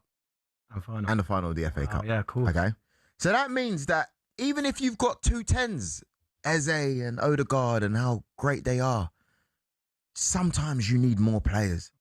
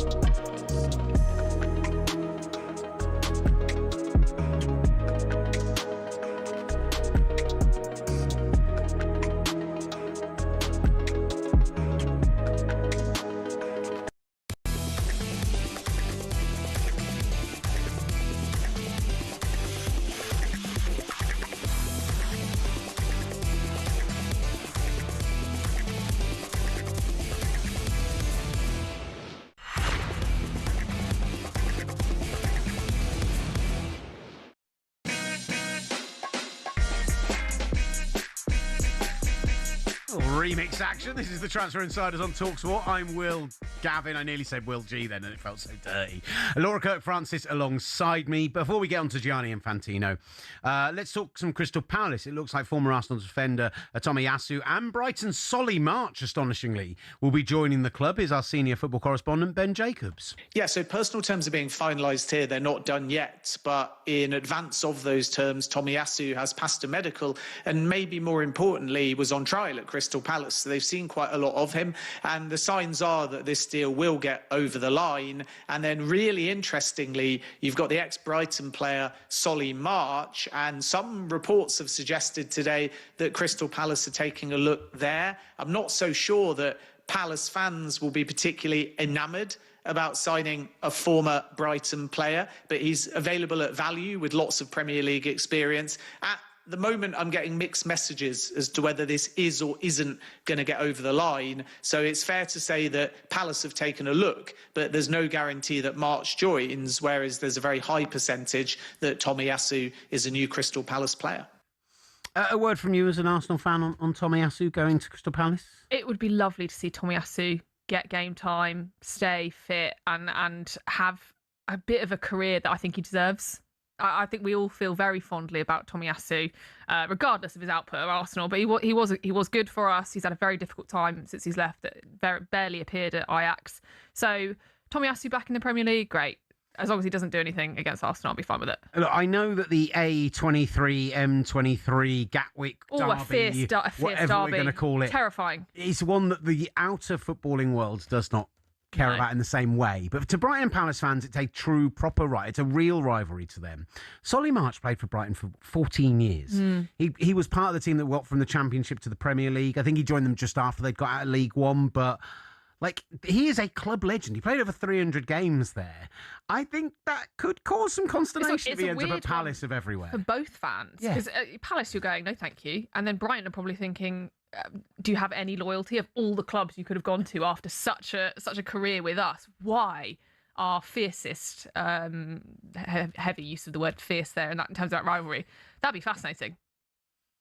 Let's talk some Gianni Infantino. Oh, great. The under fire FIFA president is in Morocco today, where the Times have reported it's another Ziegler bomb, that he has offered the 2030 World Cup final to the Moroccan FA in order to help secure their vote and their support for him as FIFA president. FIFA have released a statement since this story came out, claiming Infantino has not promised the 2026 World Cup final to Morocco. The statement reads, "It is false and misleading to claim the FIFA president has made any promise in relation to hosting the FIFA World Cup 2030 final. A decision will be made by FIFA in due course." However, multiple Royal Moroccan Federation sources have confirmed to talkSPORT that talks with Infantino over staging the World Cup final in Casablanca have taken place. Spain are very hopeful of hosting the final at the Bernabeu. The Portuguese FA have declined to comment when approached. Listen, Infantino, every single story that comes out, the man gets more and more deplorable, more and more contemptible, less creditable. He will do literally anything he can do to cling on to power at this point. And I really thought at the end of the World Cup, when we got to the end of it and we'd had the Balogun nonsense and we'd had him refusing for FIFA to get involved when it came to visas for referees and teams and fans, even though they'd done so at World Cups that had been held in police states in Russia and Qatar. And even though he'd come out of that World Cup and with the ticketing and everything else, like a bad smell, the expansion of the Club World Cup, the 64-team World Cup threat, all of that seemed like he'd get so many votes on the margins of football from the smaller federations for whom the money he could promise them was huge, that I thought he's basically untouchable here. And his behaviour over the past 2 months and the brilliant journalistic work of Martin Ziegler has absolutely smoked him out and put him in a position where maybe now it's untenable. And I can't tell you how much I will dance in the streets if Gianni Infantino is no longer the president of FIFA. I love the phrase "smoked him out." It's like he's a little weasel in his little nest, and we've smoked him out. A wonderful. Off he goes, scurries across. It's so insulting as a football fan to know that the World Cup final, the pinnacle of our sport, the most kind of special occasion, is being used as a bargaining chip for someone's ego. That's what's happening here. And as a fan, you feel completely helpless. And I wish I could say I'm shocked by it. But every time we see another can we call it a Martin Ziegler bomber?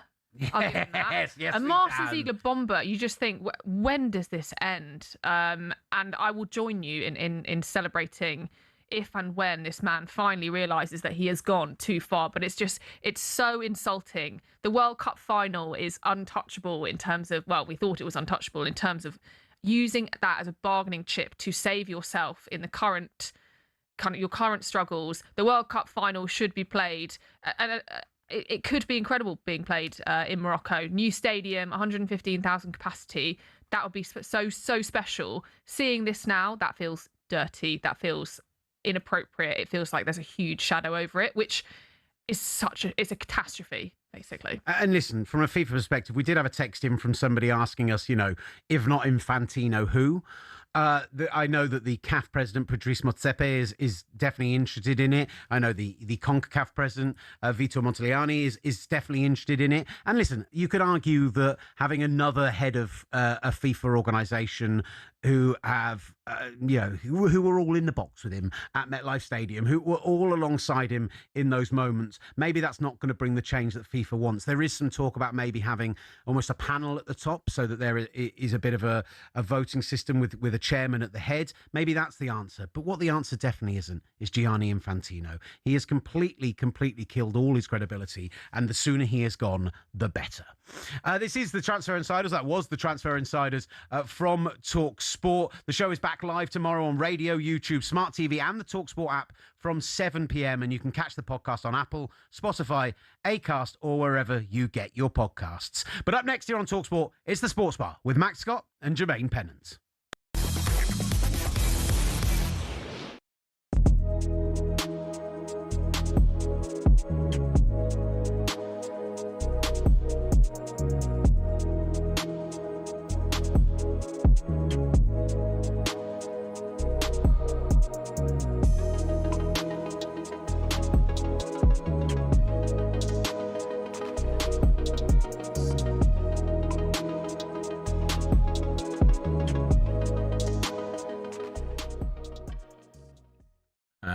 One minute I'm doing this, I finish at 10:15. There's a car outside. I'm like, what's going on? Straight down to Addenbrooke's, Cambridge. Okay. And a few hours later, wallop, they open me up and stick a new liver in there. So I did have cancer on my liver. Did you? And we suspected that for months, to be honest. But they didn't want to go in and touch it and shake it up in case you could make it spread, But anyway, they decided that, first of all, they said the perfect match came in, or else I might still be waiting. Yes. And people who know what I'm talking about, who are on the list, you can wait 18 months. You can go down there, get ready to have the op, and they say it's not